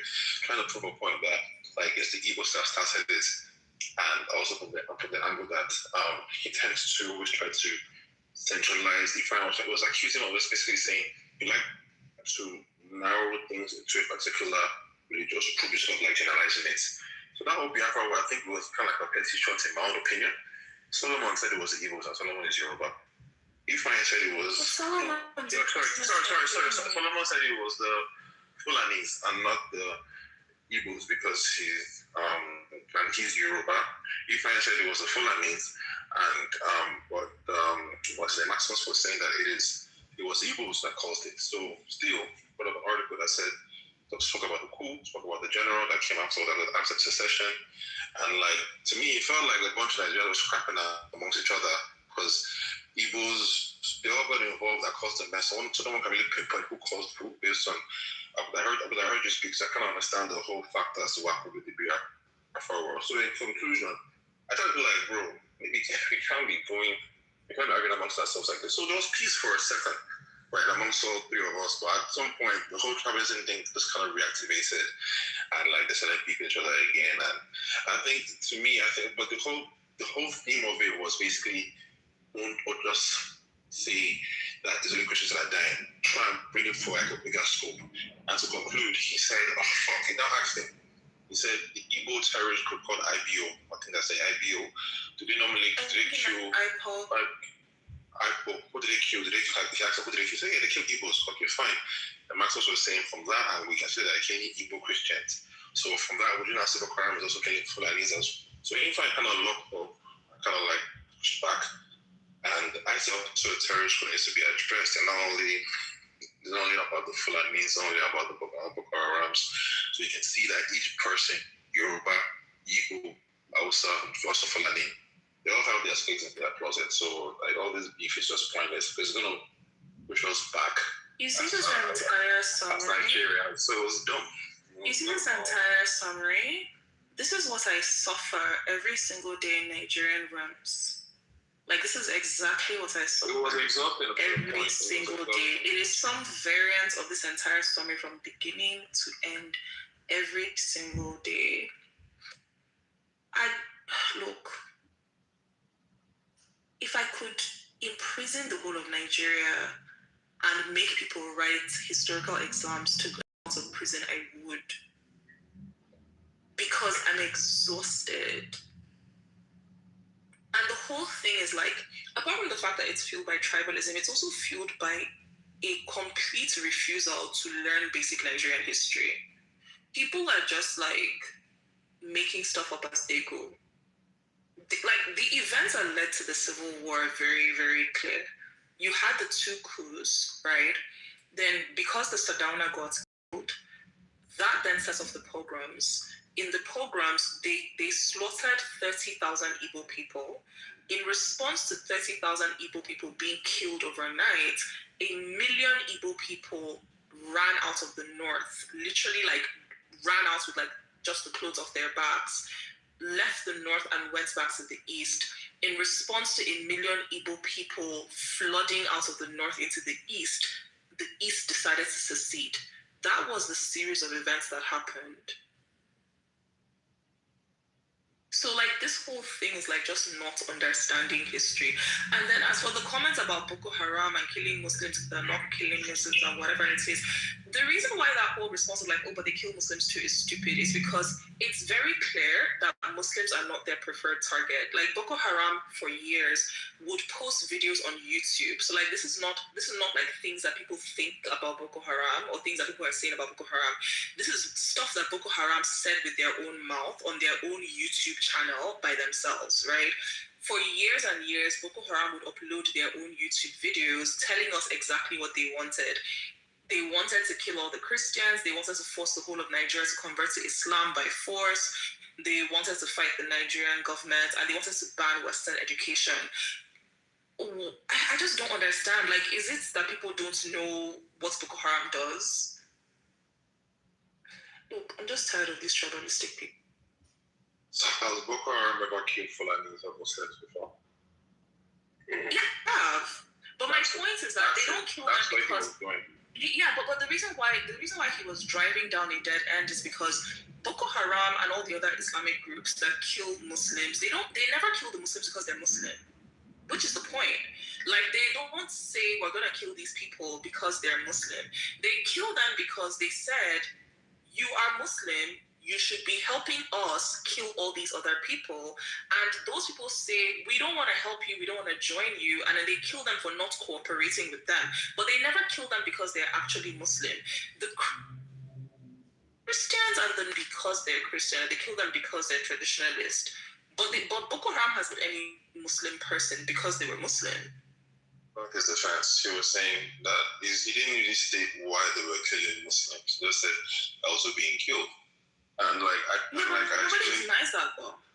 I hear you, but he had a problem when Ifeanyi was saying, yeah, they're killing Christians, they're only killing Christians, and he brought it back and said, okay, if you're going to say they're killing Christians, can you also acknowledge the fact that they've killed Muslims also?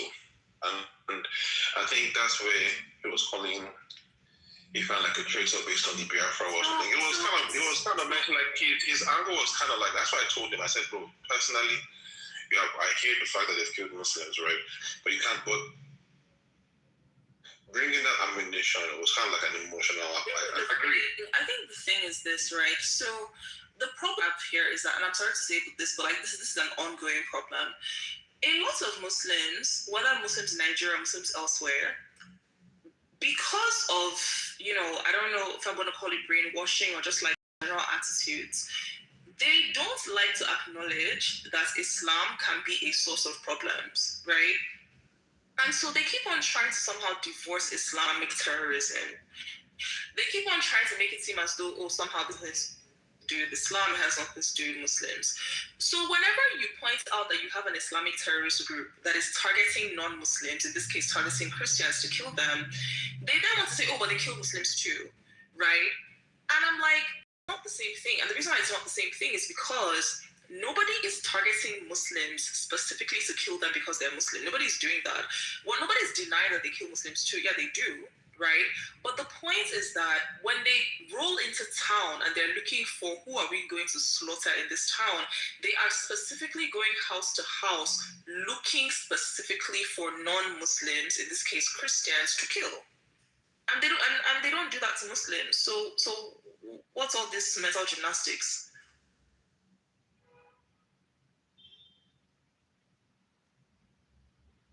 All I know is now we really cause our own problem. Like, we're the ones causing our own problem. I just like all this, and I just honestly I think it's just at some point it could be education, but I think it's just fatigue. People are just tired. People are just the country isn't moving forward at some point. We may have one good news here and there about some partnership or whatever.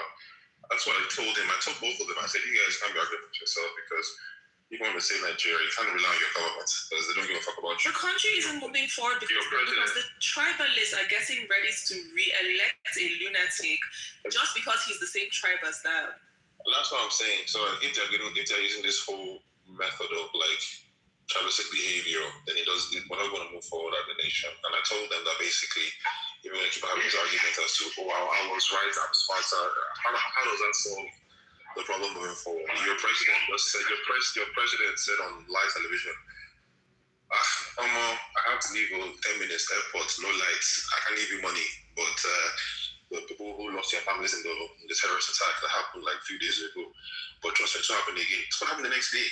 So it's sad. So I got personally tired of all these arguments because people feel like they know more, and people can spill all these things, all their history, all their facts, but I don't do moving forward. The only act of patriotism as Nigeria that I saw was back in October 2020. And people united against our Kitover bridge. That was the first time I feel like kind of patriotic to some sense. But Maximus was just trying to like promote patriotism in the sense that like don't just I was on anyone's side. Everyone may have their own version of history, and someone will come in and like say, oh, this is the actual fact. But people experience history differently. And I think having that neutral voice, having that neutral conversation, like, okay, Yorubas did this, Igbos did this, Fulanis did this. What's the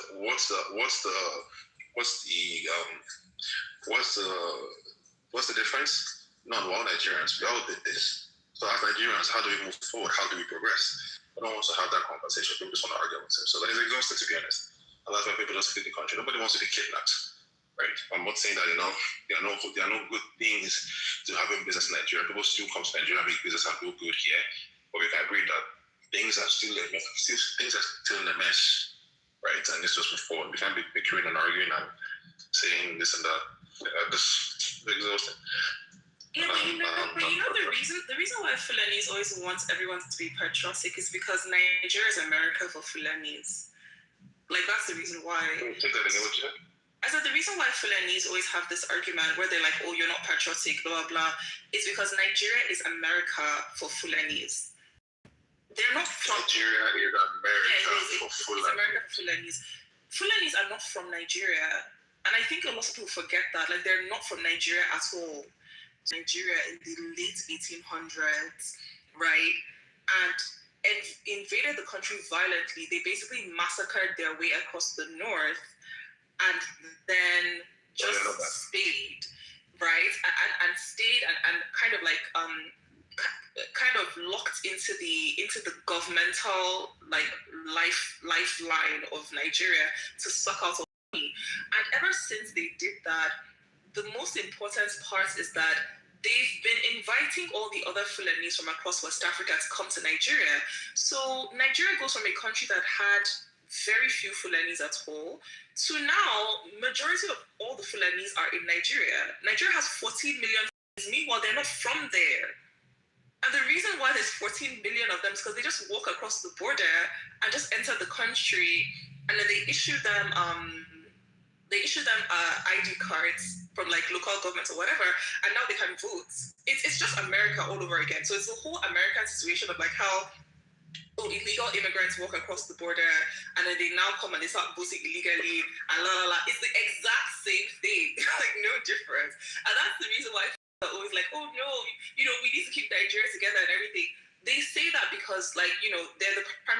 beneficiaries from like the Nigerian government stream of revenue. Basically, the Jews, I'm not joking, I don't know. Again, even if I know that part of history, but I would just say the fact that we are Nigerians, the fact that they immigrated here, and the fuckery should just stop.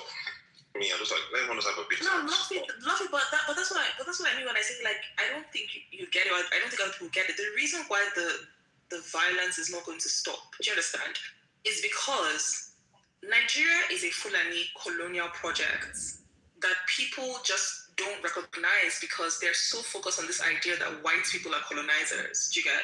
So when they say that, oh, Nigeria was colonized, they say it was colonized by the British, who are white people. And then they go on and on about how, oh, British colonization, the white man colonized Nigeria, blah, blah, blah. And that's all true. But they forget that when the British arrived in Nigeria to colonize Nigeria, their arrival interrupted a previous colonization project, which was the Fulani colonization of Nigeria. The British literally arrived in the middle of the Sokoto Caliphate, colonizing and enslaving northern Nigeria, and the British had to go to war with the Sokoto Caliphate. So it was one colonial power met another colonial power and interrupted their colonization.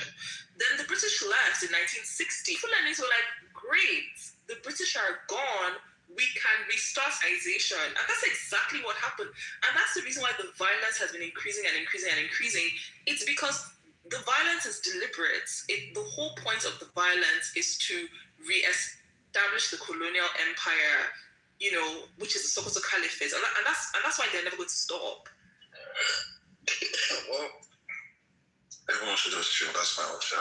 They're not gonna chill though, because like they're winning. Why would I chill if I was winning? Well, see, if you're winning, but people of the country are still dying, and there are a lot of kidnappings happening, and it's like the country's not moving forward. That means you want a messy room. You don't want a neat room. Like, wait, are you saying that you don't recognize that it doesn't matter if all of the Nigerians die? I didn't say that one, no. No. Wait, Luffy, let's do a thought experiment, right? So I'm inviting you to put yourself in the shoes of a Fulani elite, right? Considering the fact that Fulanis have this massive population that is not in any particular one country, it's spread across the whole of West Africa. This group of people were nomadic for thousands of years, right? Because they were nomadic, as the whole world was becoming modernized, as country boundaries were they were solidifying, as cities and stuff were being built, they were largely locked out of that because they spent their whole time roaming around with their cows, right? So if you think about it, you wake up in the modern world and you realize, damn, we missed the boat. Right, we missed the boat. We don't have a particular country. Most of our people are nomadic. Most of our people are not educated, right? What are we gonna do? And then you now have a small group of them that locked out. They basically invaded the right place, which was Nigeria, and they managed to establish themselves with some level of control over a portion of that country. From their perspective, it doesn't matter if the rest of Nigerians die because they need a place to put all the other Fulanis. All the Fulanis that spend their time walking on foot from Mali to Somalia and back with cows need somewhere to go, and that somewhere is Nigeria. It doesn't matter if all the Yorubas die, it doesn't matter if all the Igbos die, it doesn't matter if all the other ethnic groups die. That's just more space for the Fulanis that right now don't have a fixed place to live. I wanted to say, and that is the reason why. That's like when you say, "Oh, let's all just like be peaceful. Let's all just calm down." Listen, the people who are from inside Nigeria could make peace, right? We could all say this is so stupid. Like, why are Yorubas and Igbos fighting each other? Why are Hausas and Igbos fighting each other? Let's all like make peace. We could actually do that, but it doesn't benefit Fulanis for anybody to do that. It's like what it benefits them to happen is for all the other Nigerians to die so that they have more space for like all the Fulanis who don't have somewhere to live. Yeah, you can. I hear your points. All I'm saying is, even if the Fulanis, which I didn't know the issue, came here to actually, like find a space for their Fulani brethren and everything like that, but I'm saying that you came to Nigeria, you've seen the mess it's caused, you've seen the divide it's caused, right? If they are winning, sure, good for them. But at what cost? They don't care. That's fine. The person with the biggest gun or with the biggest bank account always wins. I hear that I'm not really pushing against that particular fact of history or fact of what's going on. But Nigerians are complaining. The country's not moving forward. And this is actually part of the cancer that Nelson is to actually be rectified. I'm going to focus on the fact that one party should actually take over, or all parties should actually have a collaborative spirit and mindset to push the country forward. Because if you lock your people, if you all live in the same house and you guys want to actually build a country, if you all live in the same company, right? Company being Nigeria, and you want the company to flow, there has to be collaboration, right? How is that going to work? We need Yorubas, we need Igbos, we need Fulanis. I'm not against anybody. I get that history, trust me, right? But of course, you can break it down as to they want this, they want to settle here. Fine, I get it, but not everyone else is happy. Not everyone else sees that as of like identity that they want. Many people don't agree. My neighbors don't agree. My friends don't agree. My manager may not agree. But if you keep on like, that's a fact. Fine, people all know that, but people are still going to push back and say, well, this, well, that. Hence, the situation we had with Maximus and Ifeanyi this very morning, and also Solomon. So the country is not moving forward by that kind of division mindset that technically, like the Fulanis, we actually kind of want, quote unquote, and much, but that's actually solidified. But still, it's not going to go anywhere. We're not progressing, but we're actually regressing, right? That's my wish. I hope that all of us. I have no beef with no Fulani. I have Fulani friends. I have Igbo friends. I have Yoruba friends. I have people that are from different states and all over Nigeria, because these are my countrymen, right? So my prayer, my hope is that one day that everyone else comes together. Okay, Fulani, you want us to hear, but here are the ways I want it to actually happen, right? Let's have a combined collaborative mindset. That's why I believe when there are too many, it may sound kind of fucked up, but I feel like when there are too many cultures, based on what the society is, by the way, when there are too many cultures in one particular location, there's bound to be a division, there's bound to be different forms of ideologies and how things should be done. Right? I understand that, but that's the world. That's what we have. That's the plate. That's the place that we have here as human beings. People are different from you. People don't believe in Jesus. People believe that. People believe in Buddha. People believe in this. People are atheists. People are whatever, right?